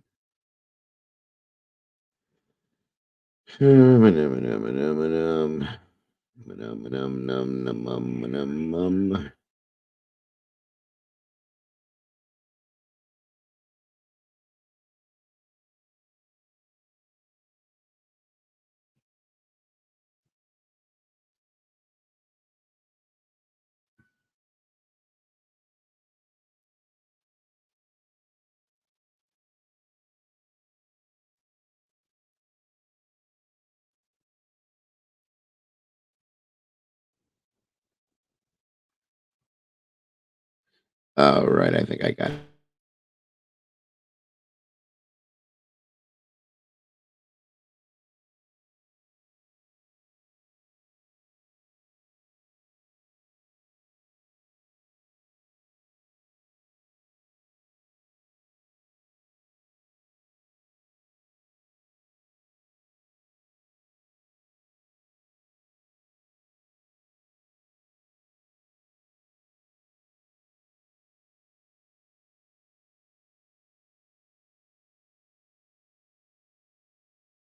Okay, so I showed you guys a bit of this the other day about this case we're going to be jumping into.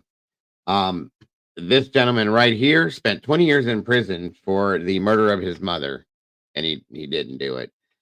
He's out now because he fell into a specific program, and this is him. This is a bit of an interview with him.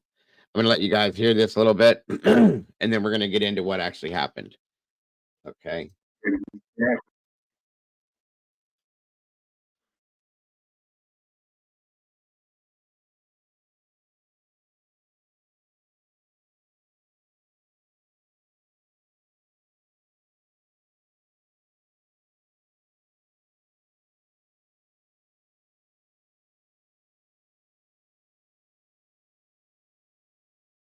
All right, so that was not the clip I thought it was. Sorry.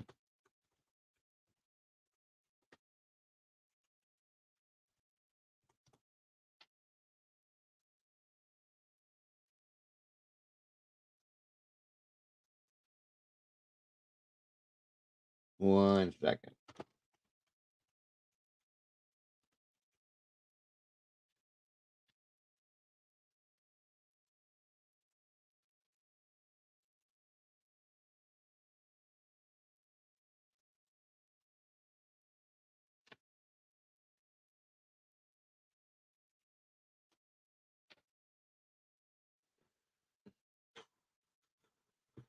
One second here.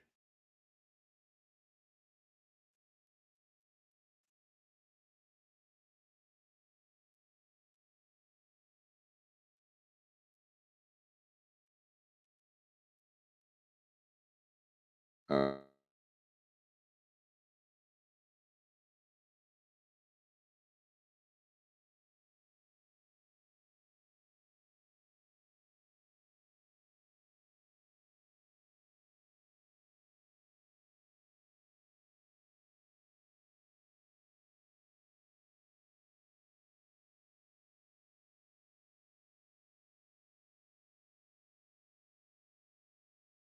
Okay, what were you saying there, Doodle, about the Midwest Innocence Project?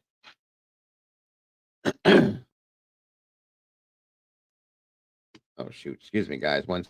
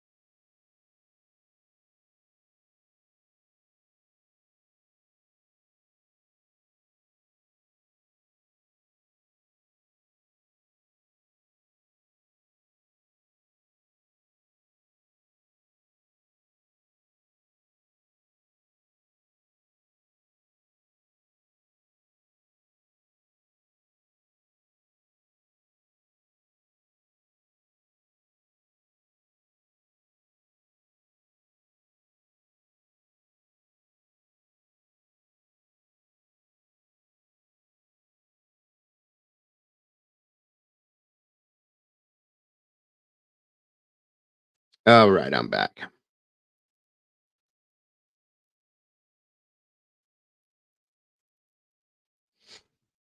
Okay.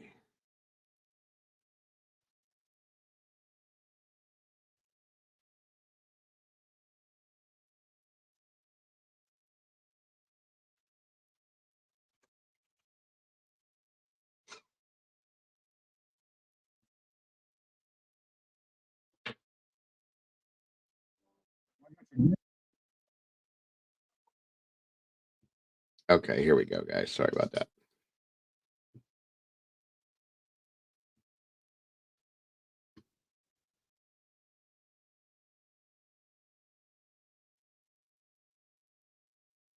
Welcome, Tash.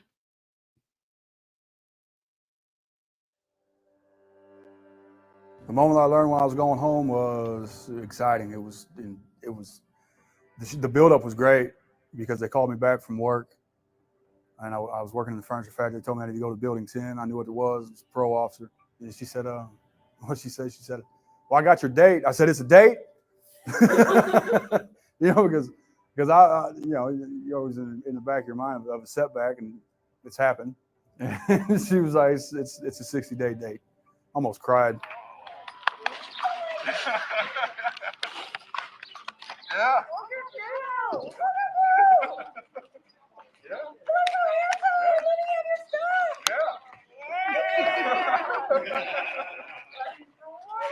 Where's my lawyer?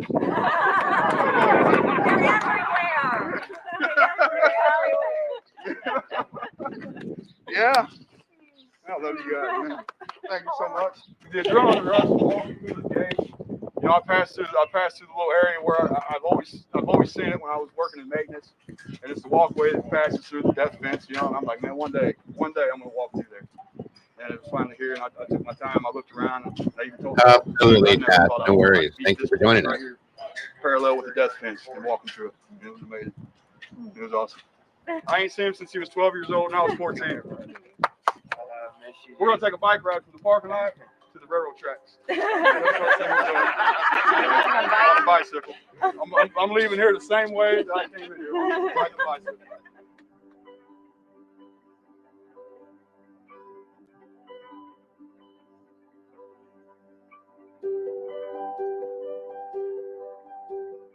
Time feels different. It feels like a chapter is ending. This chapter of incarceration, it's This been man was 14 years old when this 2/3 happened. of my life is over, and the feeling is,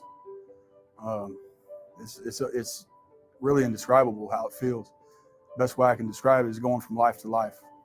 The thing I look forward to the most is just hanging out with my family that I've missed for so many years, and never even really been able to hang out with them. So that's the most exciting part. It's going to be great to be able to sit on the back porch with my family, my sisters. Oh no, It's always worry. been there for me. Don't worry about it. You worry about you. They're more excited than I am. I got this. It is going to be a wild ride, and we're going to have as much fun as possible. It's really indescribable, the feelings that I'm feeling right now. There's so many emotions going on, good ones, exciting ones. To be back together again after all this time is like all we really ever wanted, and today's the day. Yeah, they've been with me every step of the way. They've always knew I was innocent, and they knew that one day this day would come. They always told me it would come. They kept me going. And Mom, Welcome back, Riddler. Great to see you, brother. she's happy. She's happy. So I'm free. I feel young. Yeah, so it's amazing, man.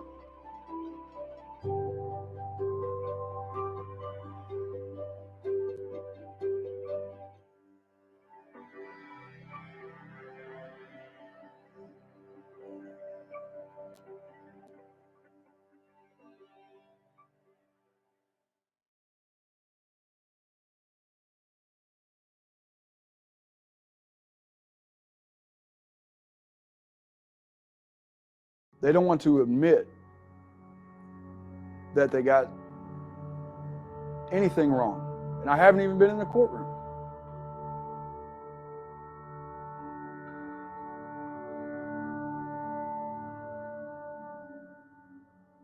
The only physical evidence that the state used to convict me for this crime has been proven false.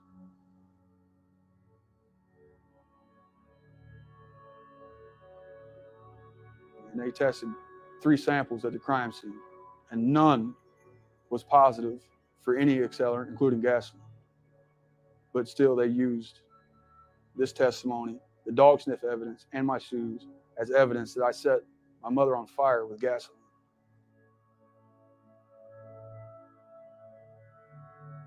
There is no gasoline on my shoes. That what the lab was detecting was the aromatic solvent used in the manufacturing of tennis shoes. If I present my case to a court and a court does not see innocence, then this court system does not see innocence at all. Yes, he's free now.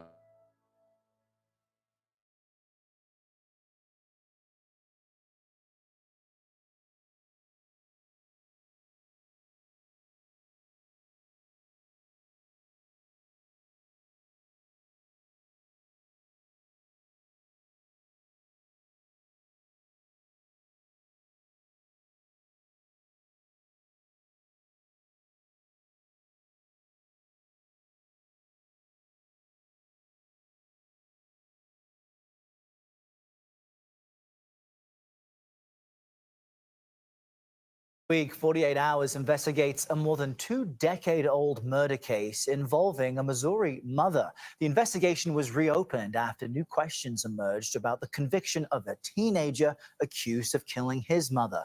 Michael Politte spent 23 years behind bars before he was released on parole earlier this year. 48 Hours correspondent Erin Moriarty reports. Sisters Crystal and Melanie Politte have vivid memories of December 5th, 1998, the day Crystal received a phone call that they had to go to their mother's house right away. She was dead. I just sat on my bed and I just kept saying, I don't want to go, I don't want to go. 40-year-old Rita Politte had been murdered. Her son, Michael, was only 14 years old at the time. He says he woke up that morning and found her on fire. I was scared to death. I didn't know what to do. Michael told investigators that he had no idea what happened to his mom, but when he failed a voice stress test and an accelerant-sniffing dog alerted to his shoes, he was suddenly a suspect. They were telling me that I did something. 2 days after the crime, Michael Politte was arrested for his mother's murder. Were there any injuries on Michael? None. Any blood found on him, on No. his clothing? No. No weapon? No. When Michael went on trial in 2002, he was convicted and sentenced to life. Michael would spend years in prison before a new team of lawyers would begin re-examining his case. Megan Crane is one of his attorneys. The state essentially never really had any case against this kid. Michael's team says the evidence used to convict him was problematic, and specifically that the accelerant sniffing dog alerted to a chemical used in the shoe manufacturing process. 48 Hours has learned that the investigation into Rita's murder has been reopened, and Michael claims he thinks he knows who is really responsible. There's only one individual that I know that hates her that much to do that to her. And Erin Moriarty joins us now. Good morning, Erin. Good morning. This is another example.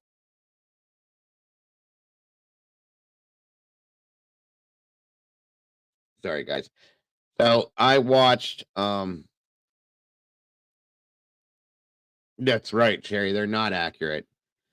I looked into that myself. They're not at all. So, and it shouldn't be able to be used in court. I'm sorry. So I watched the full episode on 48 Hours about this. I can't show it here because you know how they do that. So what happens with this, okay, is this Michael was spending the night with his friend, sleepover, whatever you want to call it. They were hanging out, woke up in the middle of the night, and found his mother. I'm just cutting this short for you guys. Found his mother on fire. Okay. Her legs had blood all over the bottom of them, you know, but the top half of her body was on fire. She was deceased. As you heard, he was arrested within a couple of days. They believed that an accelerant was used, which could or could not be, okay, because they're saying that a dog smelled the accelerant. Well, it was proven now that there's certain shoe manufacturers, tennis shoe manufacturers, that use a specific chemical that relates to that same salt. It's a solvent that relates to the same thing as an accelerant would. Okay. That's why this is so important to me, Nelly, because he lost his mother, spent 23 years in prison for that, and comes out and he still doesn't have his mother. You know what I mean? That's like a double whammy and a half. So anyway, they did an interview with his friend that spent the night with him that night, and they kind of used his testimony against Michael to put him away, you guys. And the questioning, these were 15-year-old kids that were scared to death. Okay? Scared to death. And the way they questioned the friend was, it just was ridiculous. They asked him if he saw this or saw that. Did you see Michael in his bed? Well, no. That was that. Okay. But it was because he couldn't see from the floor up on top of the bed. He couldn't see Michael on the bed. So then interrogators said, well, so that means he wasn't there, right? So he wasn't in the room. So where was he? I mean, the kid didn't know. You know, he was 15. Excuse me. Sorry. So they took that and that, convicted him, and he spent 23 years in prison for the murder of his mother that he didn't do. And it's so weird now. I will tell you this. The mother and father were divorced. Okay. Went to court not too long before this happened. Okay, a very short period of time. And the man was ordered to pay child support, alimony, and for a few other things, I do believe. Okay. And as he was leaving the courtroom that day, made a comment about, and don't quote me on this because I can't play it for you guys. But the comment was along the lines of, I'll die or you'll die before you'll get a dime of my money. Something in that sense. Okay. Well, I mean, that's pretty telling in itself to me. Okay. Again, this happened in 1998, just so you guys know. Here, I'll read this so you guys can have something to look at rather than just my voice. Here we go. All right, here we go. So his mother's name was Rita Politte. It created ripples across the small town of Hopewell, Missouri. And this is a very small town, folks. I thought I lived in a small town. I did a little research on Hopewell. It's this big. Just telling you, it's that little. Oh, well, that's awesome, Vicky. I'm glad somebody does. But what shocked everyone beyond measure was how her teenage son, Michael, was found guilty of killing her. The case against Michael Politte details the harrowing case for viewers and depicts how the police zeroed down on the boy, leading him to spending most of his life behind bars. In addition, it delves into the accused's persistent efforts to prove his innocence for almost 2 decades. Now, if you wish to know more about this entire case where Michael is currently found, here's what we found. Okay. Let me get through that part I've already read. She had recently separated from Michael's father, Ed Politte. And the former couple had also had 2 older daughters, Crystal and Melanie. Our own little doodlebug in here, our moderator, our awesome moderator, she knows Crystal, Michael's sister. So we're kind of working on something with that. We'll see what happens. And Michael would divide his time between his parents' house because of the separation, divorce, whatever. On December 4th of 98, he was all alone at, his mother's house when he decided to invite his schoolmate, Josh Sansucci, who also went over by another name,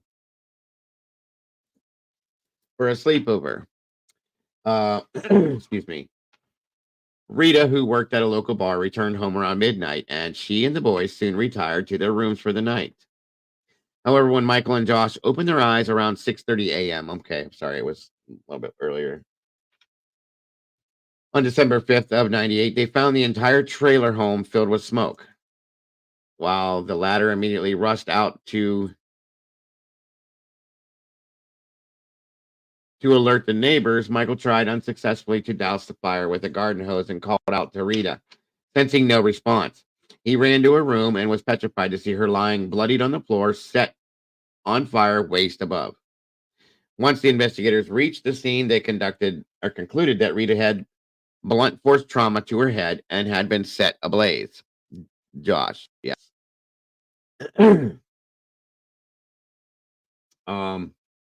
In the following days, Michael and Josh underwent grueling questioning from the police, as they were the only persons in the house. Apart from the victim, Ed Politte was considered a potential suspect for a brief while, as he had recently had a tiff with Rita regarding the financial compensation the court had ordered him to pay her. Nevertheless, his alibi of being at his workplace was proven, and the focus shifted back to Michael. The police claimed that the teenager showed very little emotion regarding his mother's death. And you know what? That seems to be something that happens a lot. He was probably in shock, you guys, and didn't know how to take this. He's 15 years old. That's my opinion. I'm just saying. And that some loopholes existed in his account. Not just that, Josh allegedly told police that he had woken up once in the night to see Michael missing from the bed. Furthermore, the sniffer dog reportedly found gasoline on the 14-year-old's shoes. Fire investigators had stated that an accelerant had caused the fire. Based on this sole evidence and a failed voice stress test, which I think should not be admissible in courts, I'm sorry, because they're not accurate at all. But it was a failed voice stress test. Now you're going to say to me, you're asking this gentleman questions about what went on that night. His mother is deceased. He's being accused of it. You don't think he's under stress? This is ridiculous. I'm sorry. But anyway.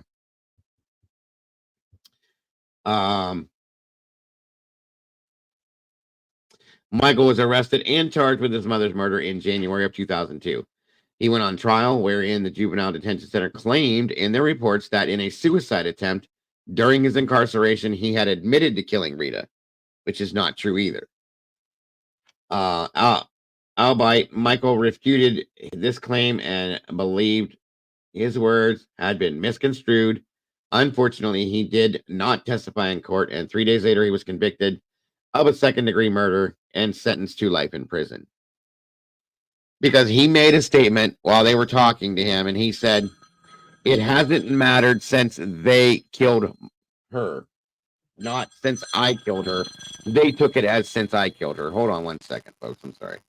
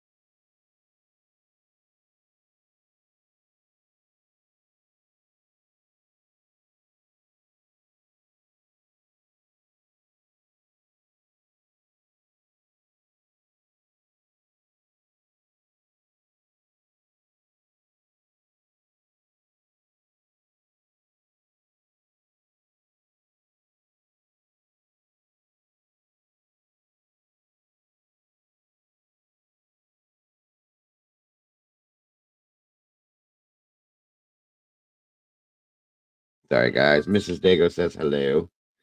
Okay, so excuse me.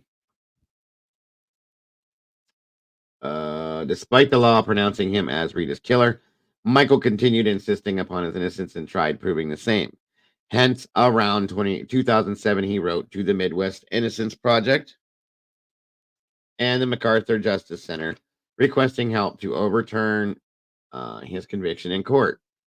Along with his dedicated lawyers, he started his journey of reclaiming his freedom, but the road ahead was far from smooth. And for several years, there was not much development. I imagine they did, Vix. I imagine they did. Sorry.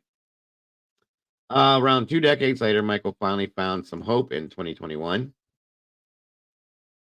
When Missouri passed a law that granted juvenile offenders a second opportunity. Thus, his legal team filed a petition in court claiming the police investigation in Rita's murder to be faulty, biased, and straying from scientific logic.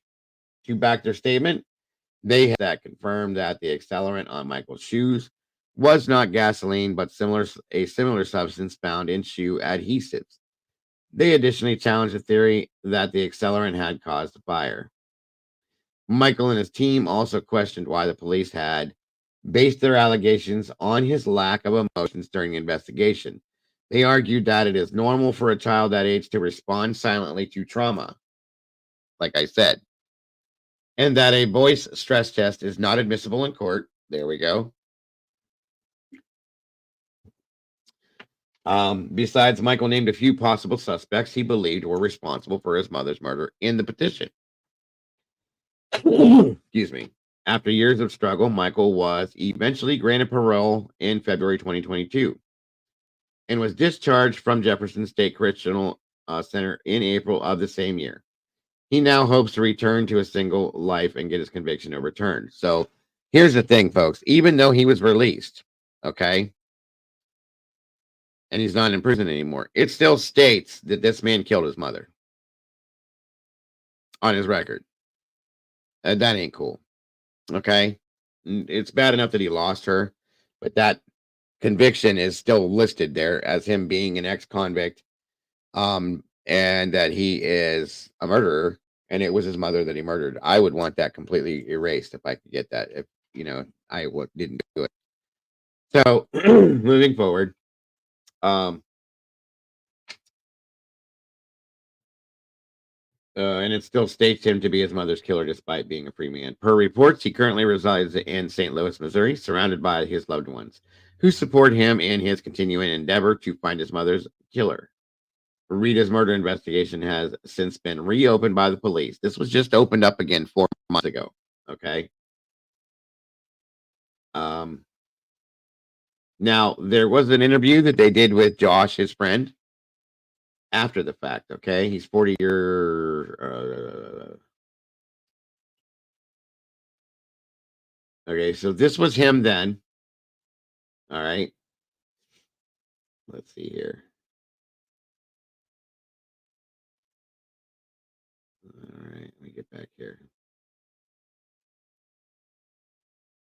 And get past the part where you already don't know about this.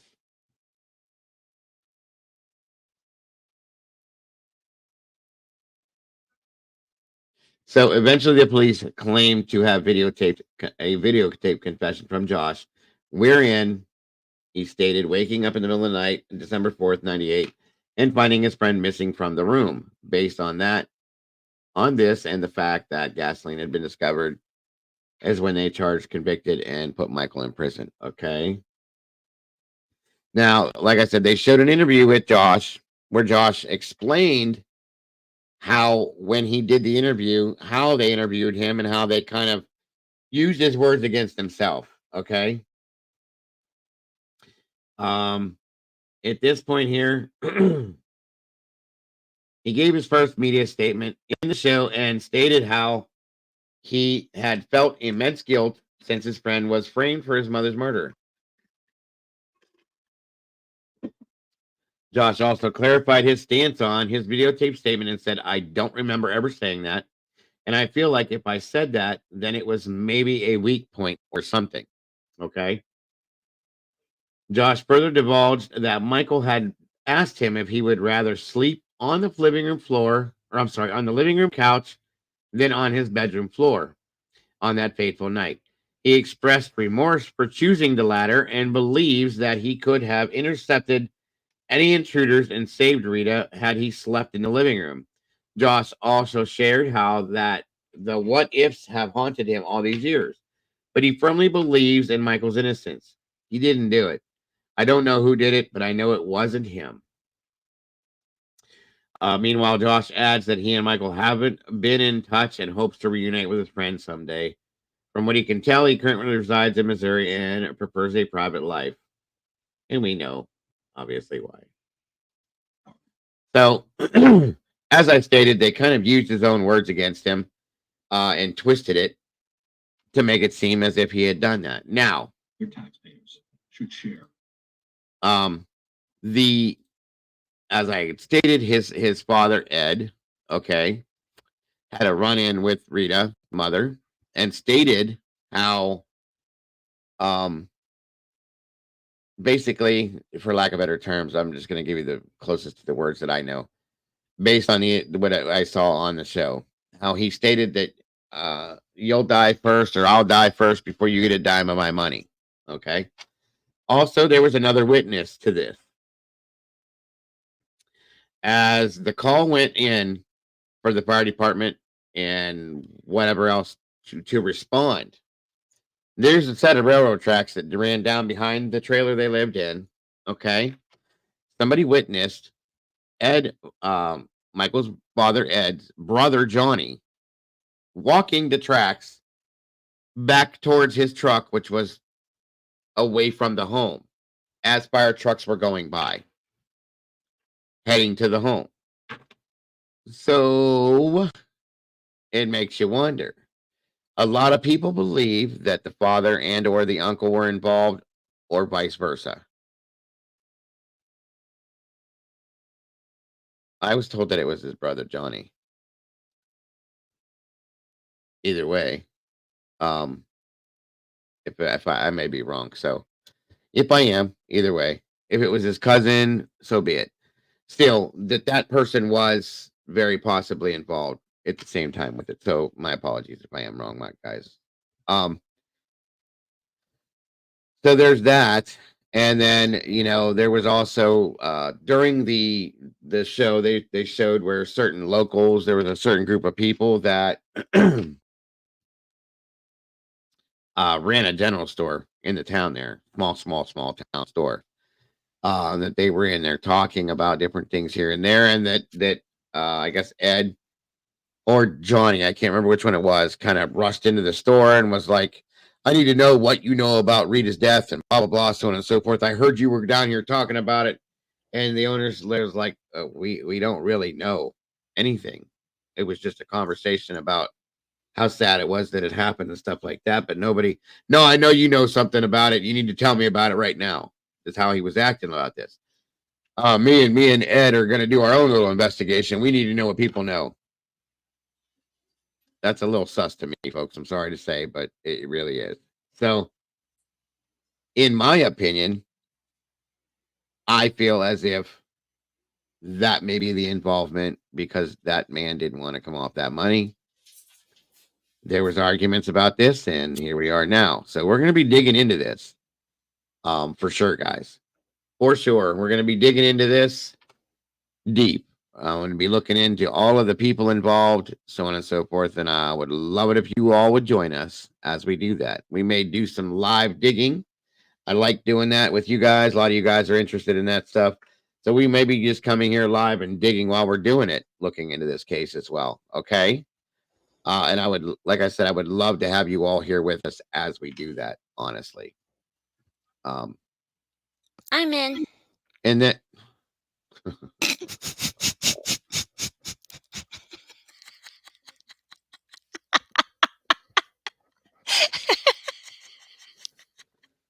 oh.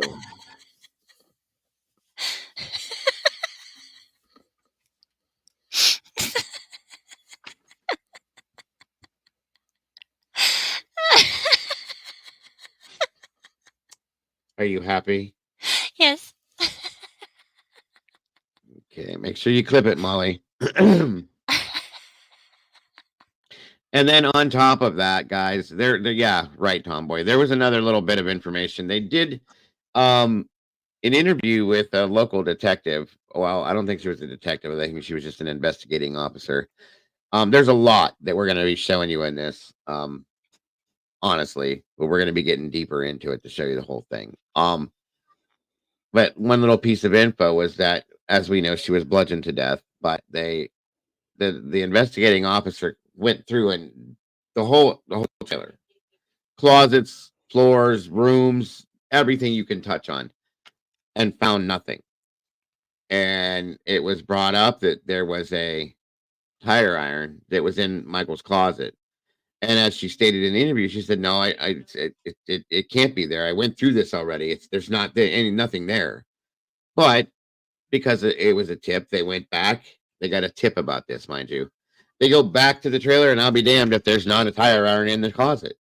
They tested it, and it didn't come up with anything, but they still, that's kind of odd, being that they had already done the investigation, and it wasn't there, and then all of a sudden it is. Somebody trying to put it on him. Okay? Somebody was trying to frame this kid, and it's really sad, because if it was his own father, are you kidding me? Come on, you know? So those are the types of things that are going on. There's a whole lot of turns and dips and twists and turns. Quite a bit of it, actually. So, like I said, guys, we're going to be really looking into this deep, and seeing if we can find some proof. That's what my goal is on this, is to see if we can help the family find some proof as to who did this. In turn, that's going to help to clear Michael's record and what went on in his life. So we definitely need to put some time into this, folks. And like I said, even if we're going to have to dig while we're live, it sounds like a plan to me. I am definitely down for it. So let me see something here.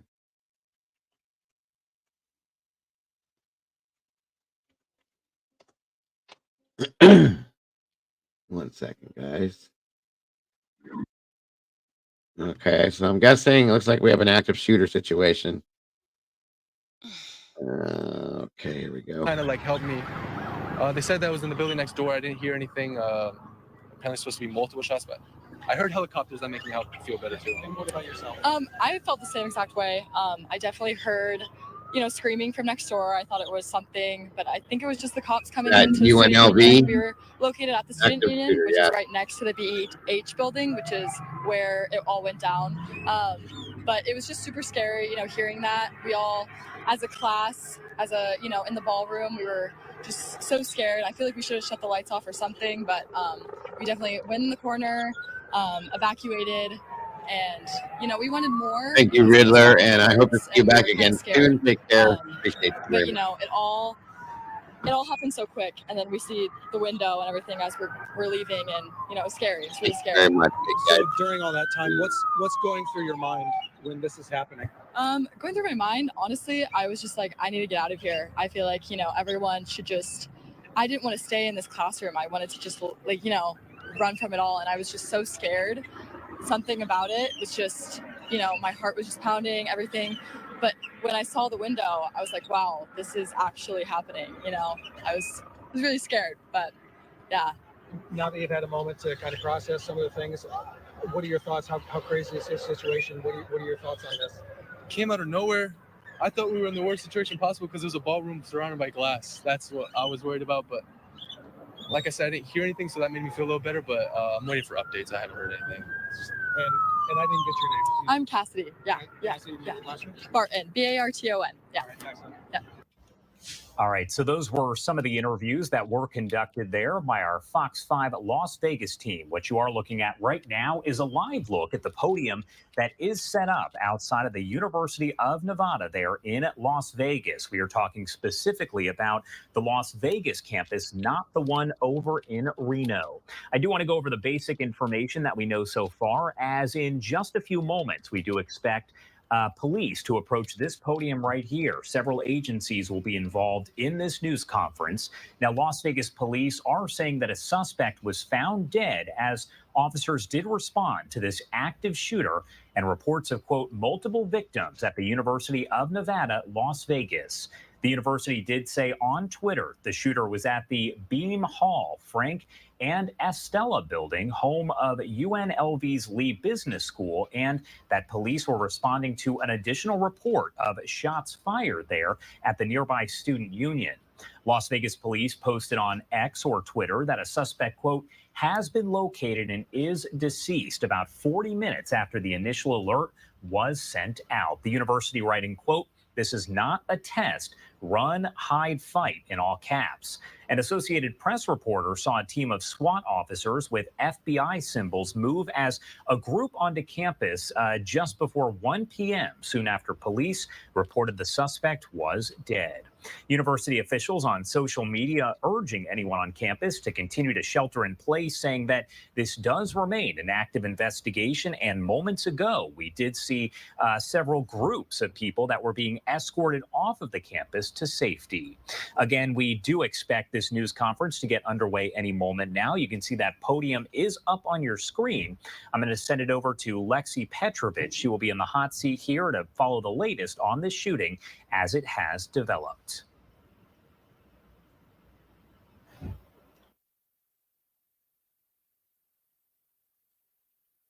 I'm guessing they're about to have the press conference on this.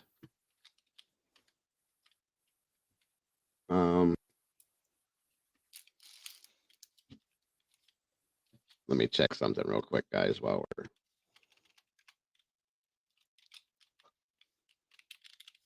One second.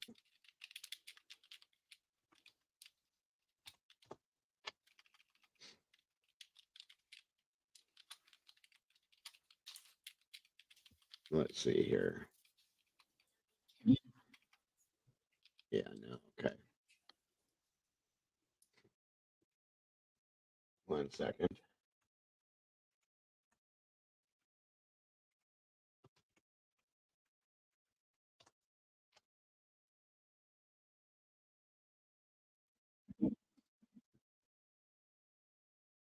All right, here we go.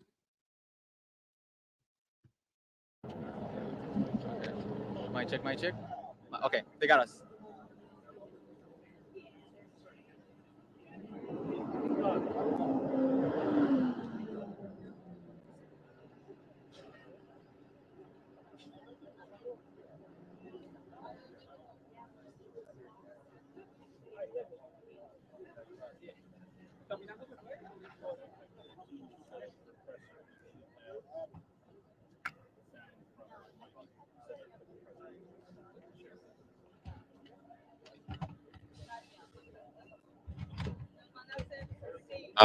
Yes, Ashley.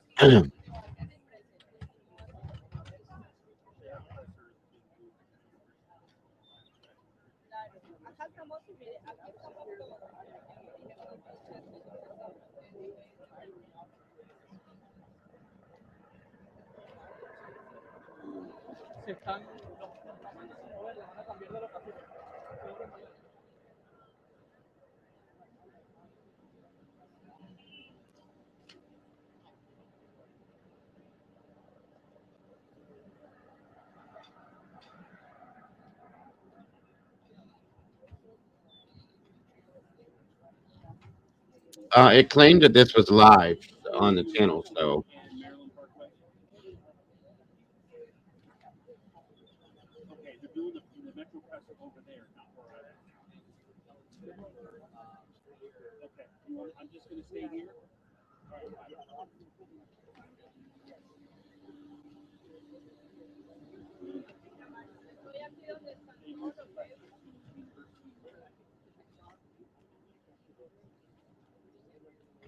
Yeah.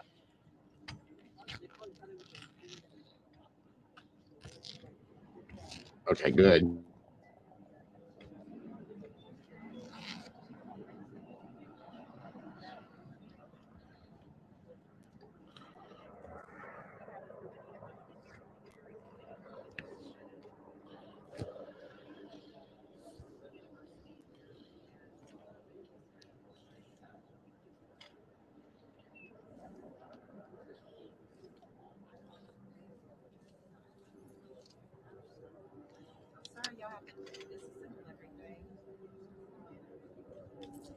I think we already have a crew there. Oh yeah.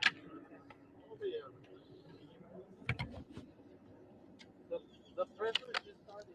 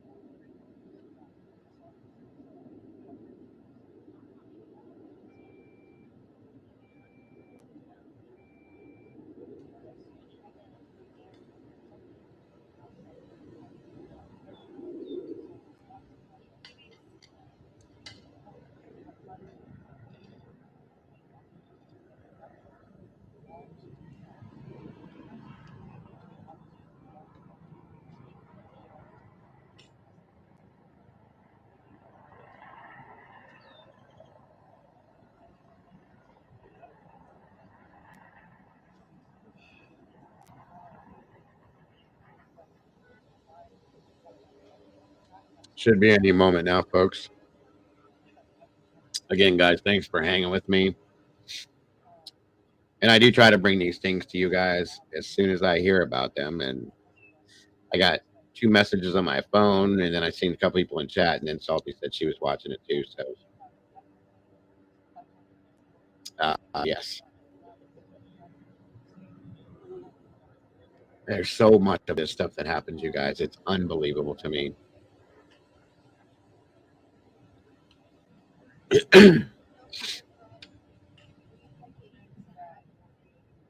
So much of this stuff that happens.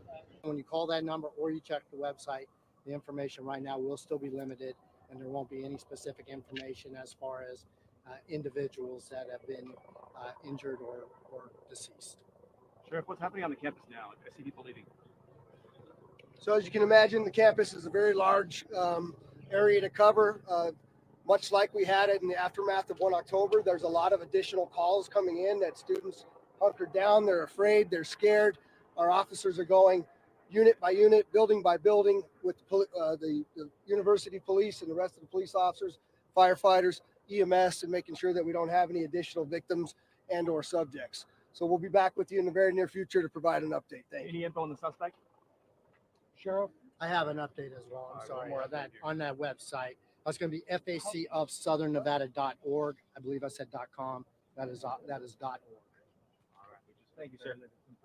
All right, so we just got the latest information on the situation here at UNLV from Sheriff Nicole.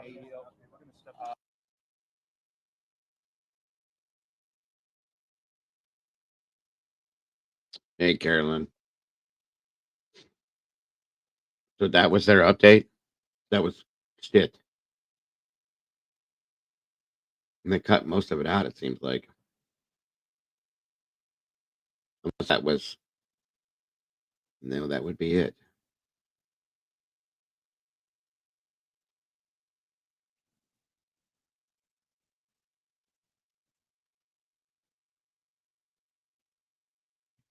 Nevada, J-Lit.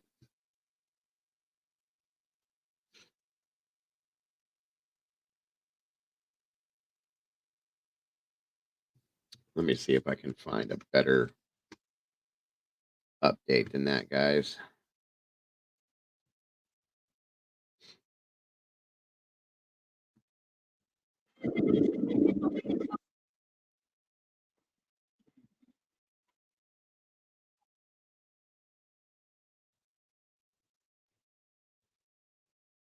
Okay. Well, shit. Hold on a minute, guys. Damn it. Oh, here we go.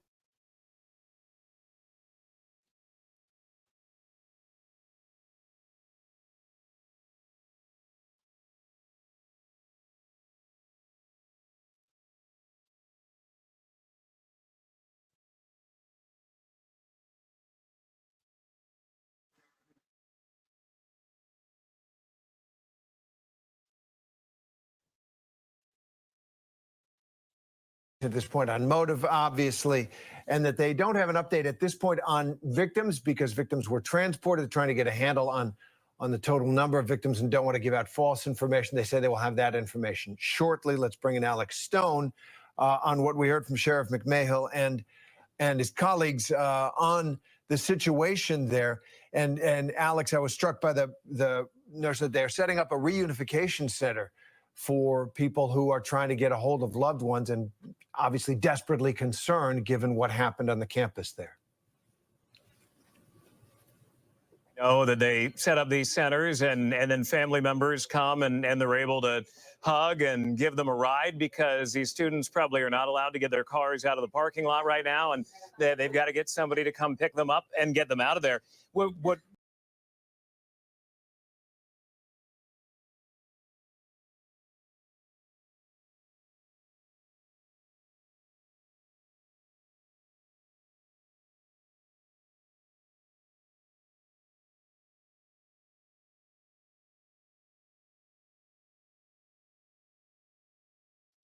Hang on, guys. I'm trying to get you the real deal thing.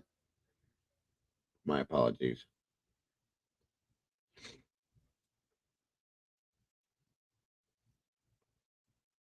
One second.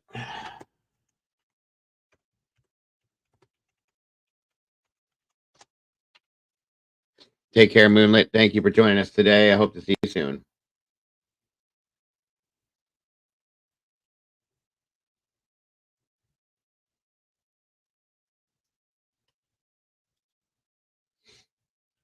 Las Vegas to hold active shooter drill Tuesday. What? That was 8 days ago. That's weird. Okay, hold on a minute.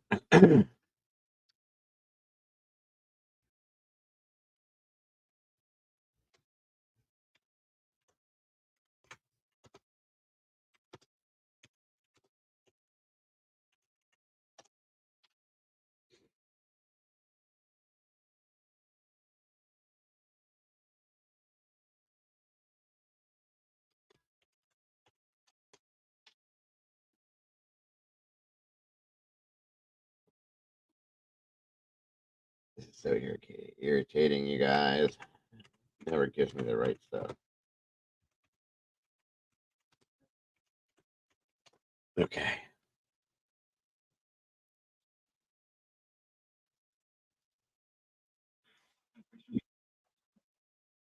There we go. Okay.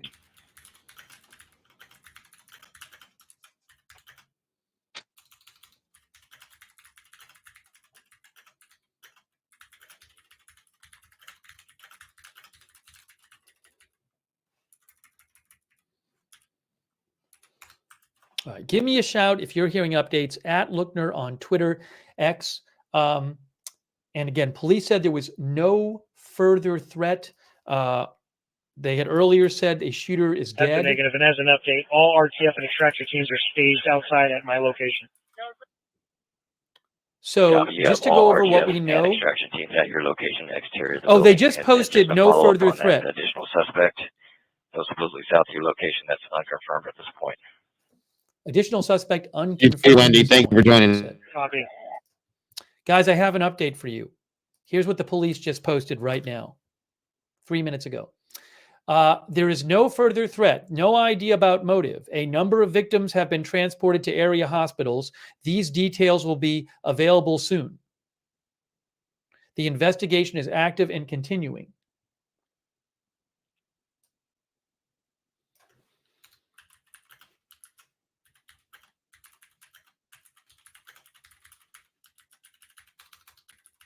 Fire as much.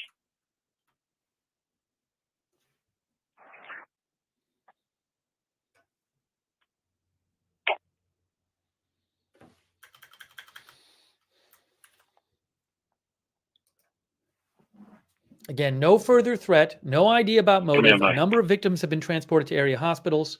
Command is Mercier still needed on standby. So just to go over what we know, the first reports of this, well, police first posted about this shooting Needed for another call right now. at 3:04 p.m. Eastern Time, about an hour and 40 minutes ago. Las Vegas time now is 1:44. They're Pacific. They're 3-hour difference. So this was about noon time in Las Vegas. The initial report said reports of a shooting near the Beam Hall, which is where the business school is located. You can say it says Beam Hall right there. That is Beam Hall. It's right next to the student union. Was the shooting inside Gonna Beam have Hall? one Not clear. medical patient coming out to you, ancillary unrelated for transport with chest pain. Approximate 55-year-old female. Another medical patient not related to the Copy, shooting. one unrelated medical patient making their way out, 55-year-old female. So, again, the That's shooting our was initially option, reported in the Ashley. area of Beam Congrats and Hall. thank you for being It part of this sounded family like for 4 months. it sounded like from the scanner earlier that there were a number of victims indoors. I can't confirm that the shooting was in Beam Hall or what locations it might have been 55-year-old in. female, chest pain, unrelated to actual event, just chest pain coming your way.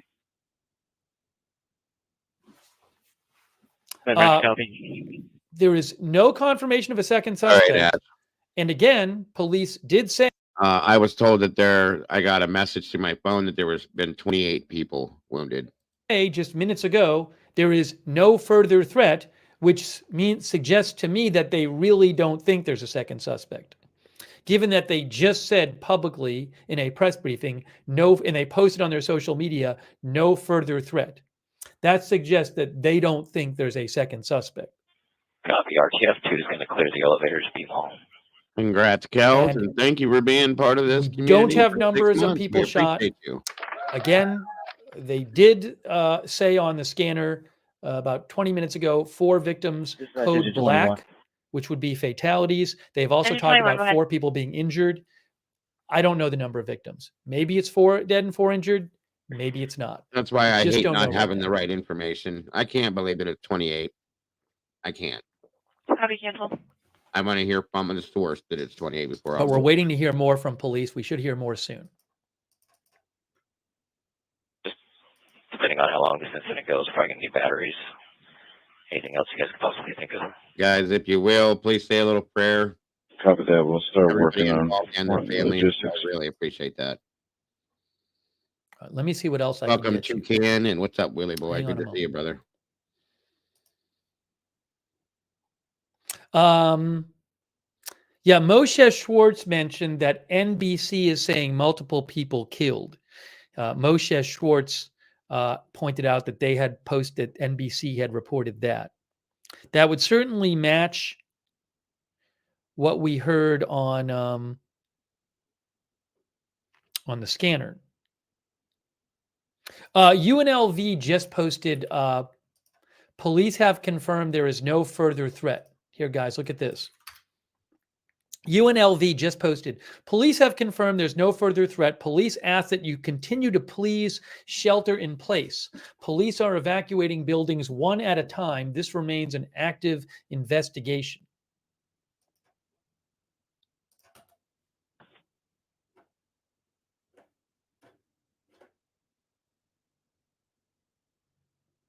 Oh, did they say office? I'm sorry, I might have missed this in the whole. Let me just not go injured over and this will not again. be transported. He's also going to go to a police substation and make a report. Metro is not needed on this call anymore. Hang on. Additional suspect. Hang on.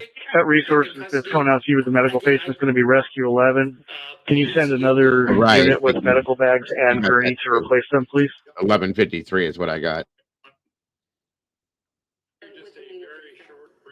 Hang on. That Rescue 11 is coming out with patient. We'll bring in another rescue forward. I'm just replaying what was said in the briefing.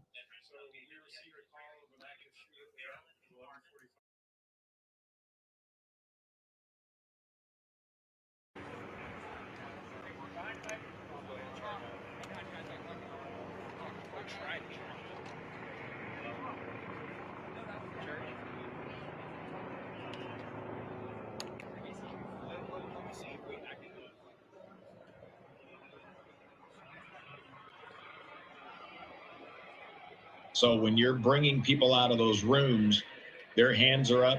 They're going to get patted down. They're going to get, until you can assure yourself that they're not a threat. They unfortunately are. That's the protocol, and that's the way that has to be done, because there have been numerous situations where active shooters will hide themselves in crowds or act like they're a victim, or and that's so you have to do everything you can do to ensure that's not taking place. So that's you'll see students, especially in that building, while they're clearing it. That's the way they'll be. You'll see them getting patted down. They may be up against a wall. You'll see them with their hands up. Yes, I absolutely agree, Lisa. It's unfortunate, but it's the way that has to be handled. Well, it's interesting, too, because you know how much work and preparation goes into law enforcement's plan of attack for a situation like this, something that's unprecedented that happens, and the way that they have to go about their protocol and routine. And so it's interesting because they're still going through this process, Greg, of clearing people out, but they're also confident enough to tell the public that there is no threat. So how do they go about that, I guess? Because obviously right now they're still trying to clear out these buildings. They're still making sure there's nothing else that they need to make note of, but they're also at the same time saying that there's no threat. I don't mean to be critical, but 11:53. That's like an hour and a half. If I were giving them Their advice, I time, wouldn't have made that figuring out what statement time yet. it is now here. I would have said something to the effect that we strongly believe that this guy was acting alone, and that we are doing everything we can do to ensure that that's the case. But I'm always hesitant. I'm not sure, and a little surprised when they say there's no threat, because you just don't know that yet. I think that's very likely the case. It's probably in the 90 percentile range. I think they know more about the shooter than they're saying. And I think, it's probably in the 90% range that there is no threat. But Are you there, right? Are you there now, Annie? Until you got that building cleared, and until you've interviewed a ton of those students, you're going to want to know what this guy said, if he was yelling anything. I mean, there's all sorts of investigation that needs to take place before you can be 100% sure that this guy was acting by himself. Be careful. And they're just not quite there yet. you can see, I can see in the feed there's a tactical team. Looks like they're going towards the building. They're still doing a lot of work. And so I just don't think you should say there's no threat till you absolutely know there's no threat.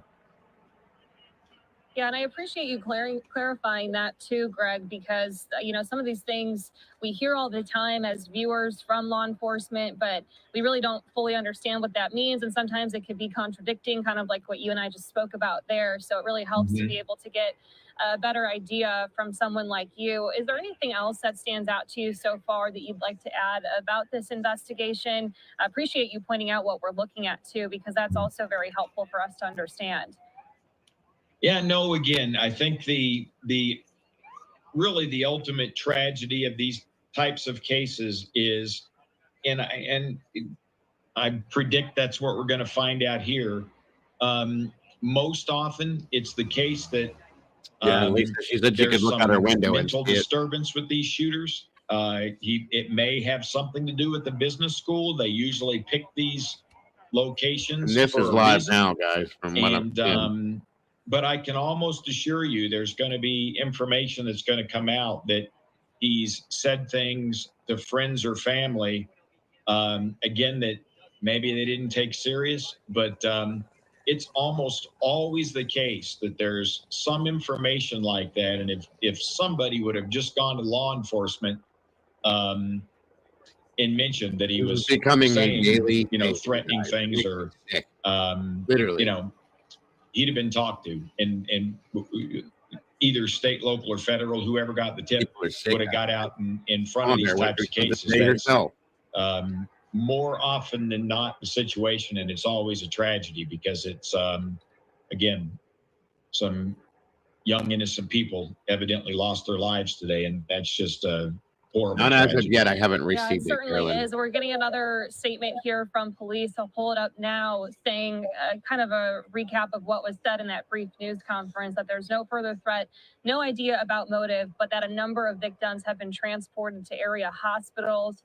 Those details will be available soon. Obviously, a very active and continuing investigation here. So a little bit more that we're, I guess, getting here. We only got part of that news conference at first. We're going to replay it for our viewers here very soon.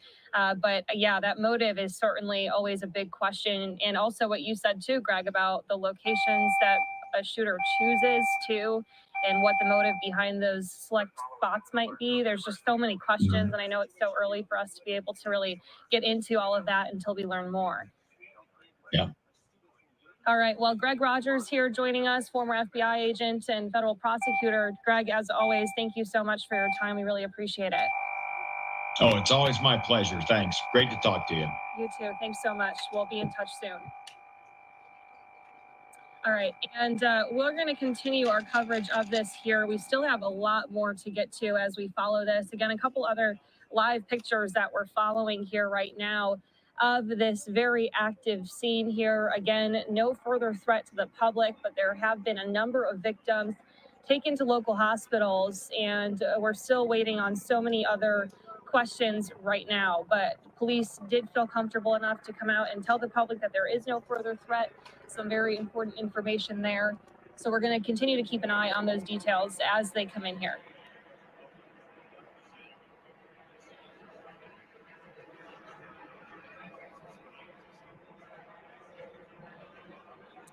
Okay, and as we're sitting here waiting for more information, we do want to play out more of this witness reaction that we're getting in right now, hearing from several different people who maybe necessarily didn't witness it, but who are on campus or nearby who are reacting to this news. Let's play out some of what they have to say here. Doing like over there, like, well, we're trying to get there, and then he is actually over there, in front of the school. But by the time that he knew about all of this, there was there was access to all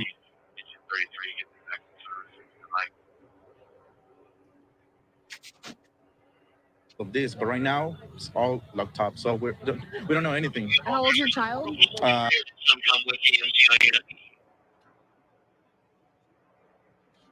He's 8. How? I mean, you...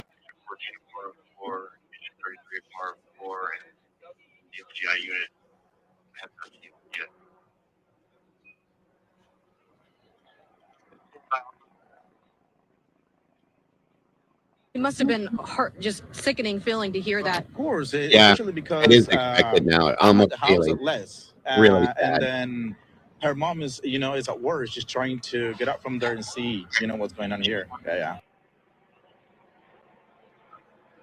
Trying to make sure that the scanner doesn't cross over.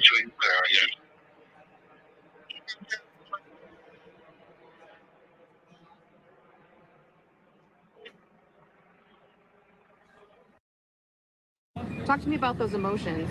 I mean, what do you want me to tell you? It's kind of like hard feelings because it's like I don't know what's going on.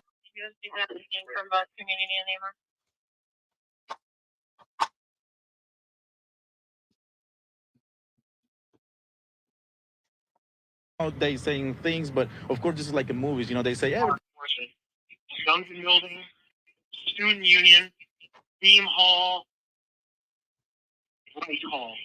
4 buildings that completely surround my location. All cleared by LE. everything is fine, but we don't know anything." So Yeah. Okay, so you're gonna go over there and see. I mean, we're gonna try. Las Vegas Convention Center is the new location, not Thomas and Mack. Okay, so Las Vegas Convention Center. Are you heading over there? Yes, right now. Just confirming the private is assigned to this call as well. Transport.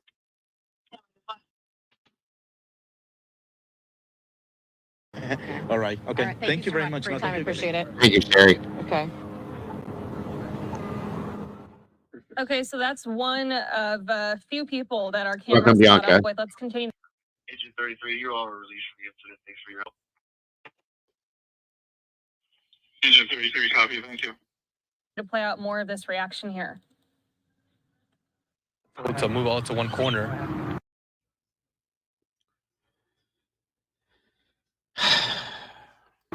And we heard a lot of yelling. That's where stuff started to get a little more hectic, not too hectic. Luckily, everyone stayed calm. But the yelling was the officers, and then they came in. We all put our hands up, escorted us out all the way out here where we are now.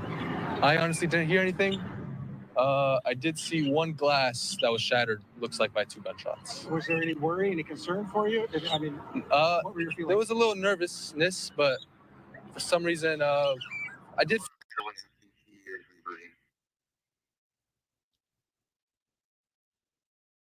feel safe. I didn't hear anything, which kind of like helped me. They said that was in the building next door. I didn't hear anything. Apparently supposed to be multiple shots, but I heard helicopters. I think it's out of service with a water tender. The water tender is out of service. Can you please put us back in service? That make me feel better too. And what about yourself?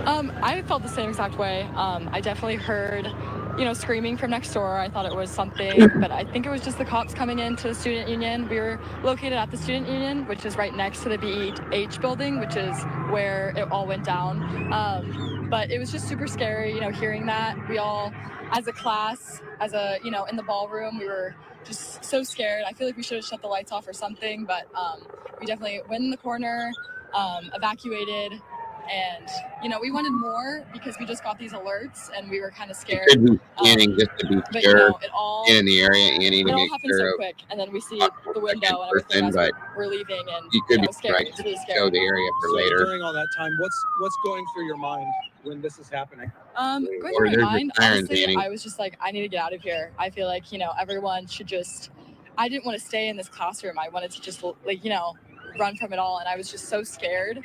Again, I hope they're Something being about safe it out was there, just, Annie. my heart was just pounding, everything. But when I saw the window, I was like, wow, this is actually happening. I was really scared, but yeah. Now that you've had a moment to kind of process some of the things, what are your thoughts? How crazy is this situation? What are your thoughts on this?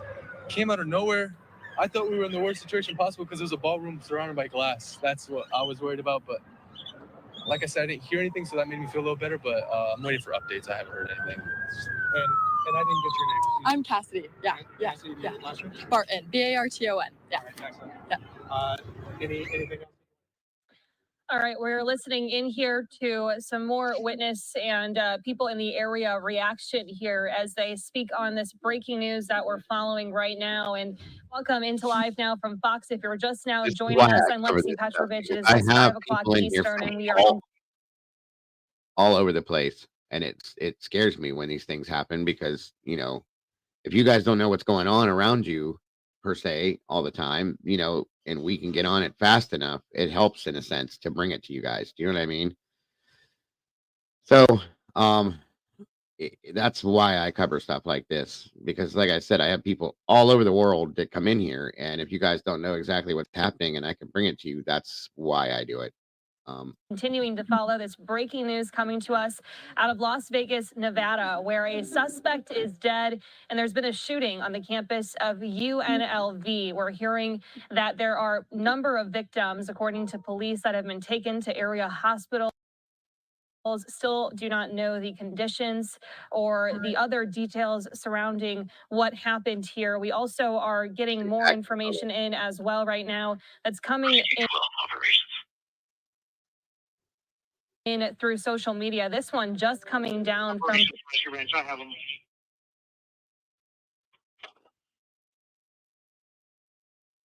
Did you have a need for rescue as well? Okay. So this is claiming 3 victims. That's awesome. It's only 3 so far.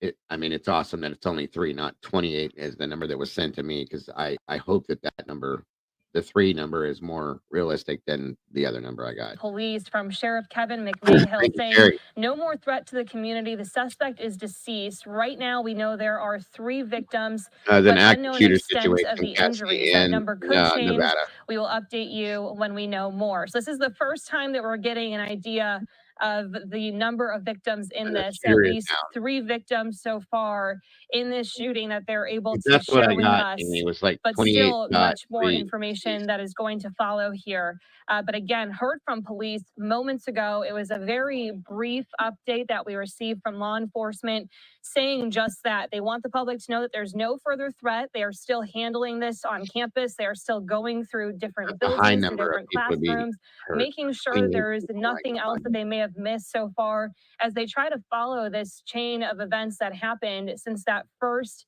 tweet was put out just before noon about shots fired in the BEH building on campus was where that initially started. So we are going to try to get more information here. We're also getting some live reaction right now from more people on campus. Let's keep listening in. Reaction right now from more people on campus. Let's keep listening in. I don't honestly know, Carolyn. Reaction right now from more people on campus. Let's keep listening in.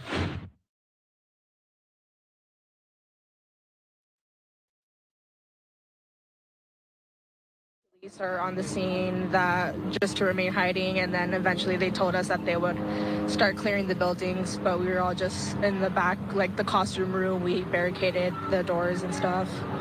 And how did you do that? So in the back there's a bunch of like heavy blocks for props and stuff for the dancers, so we put some benches and we put some of those set blocks on there to block off the doors, and the doors themselves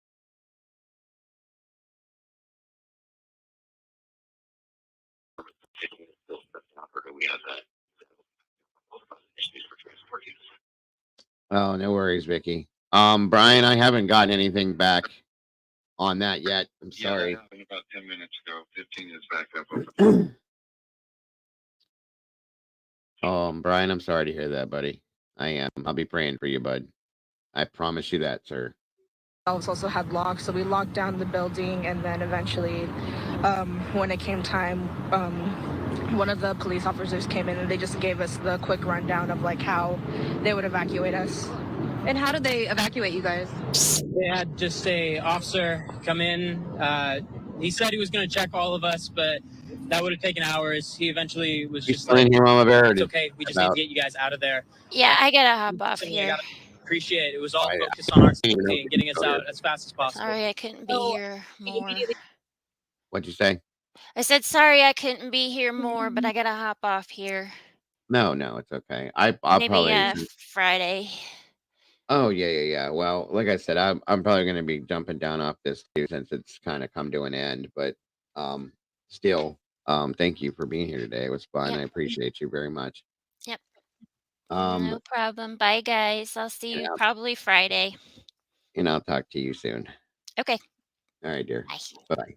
They just take you out of the perimeter, or what happened next? After Yeah, they escorted us directly out of the perimeter over to the Lutheran church, but we had a few people waiting for us, so we had to break the barricade and get out. And you said you're just visiting. I mean, I'm sure this never occurred to you that something like this could happen while you were visiting. Oh no, I live like right there. I was showing up to visit a friend's thing. So no, I kind of expected this kind of thing to happen at some point, but you never really want it to happen at the end of the day. And talk to me about what you've heard about people on campus.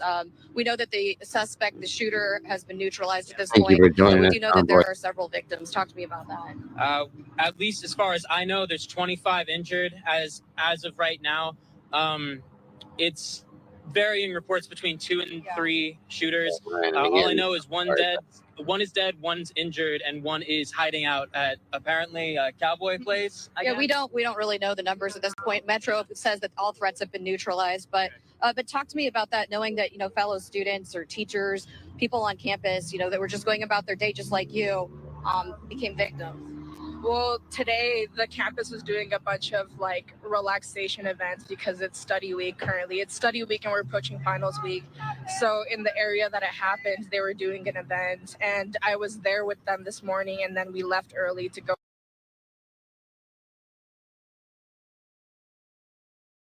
No worries. No worries, Tomboy. The vehicle was on scene. They had somebody to pick her up. She was westbound on Okie. I don't have a vehicle though. So vehicle's still on scene, just the driver's license. That is affirmative.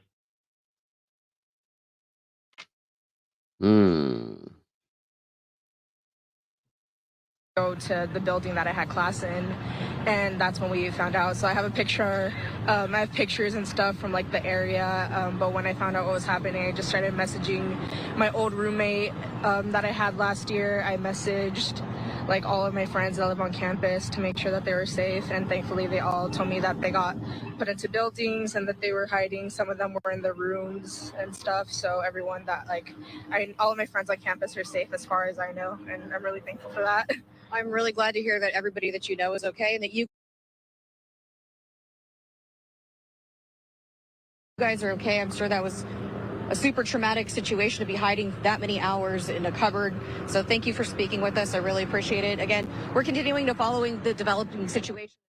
Okay, so we are hearing from our team there at Fox 5 in Las Vegas. Let's also put up this tweet that we're getting in right here. Also from other reporters from Faven K saying Metro currently reporting that 3 people have been shot at UNLV's campus shooting. The next police briefing with updates scheduled for 5 p.m.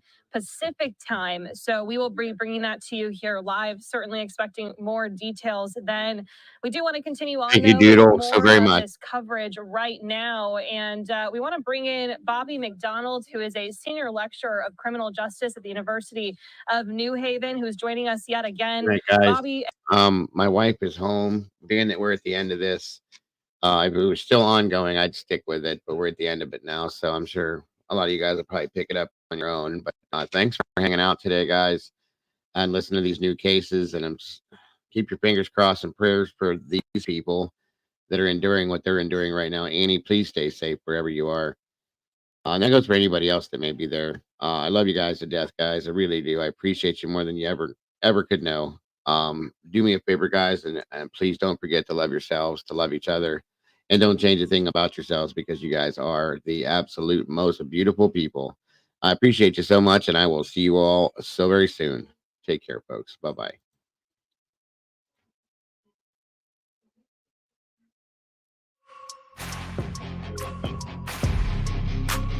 as always, thanks so much for joining us. I know you spoke with us just a little bit ago as this news was initially coming in. So now that we've learned a little bit more information, what is your reaction to what we know at this very moment?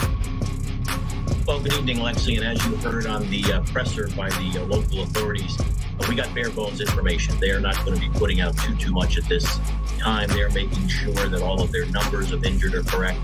They're making sure that the situation which the shooter was negated here is under investigation as well. They're notifying next of kin of the victims.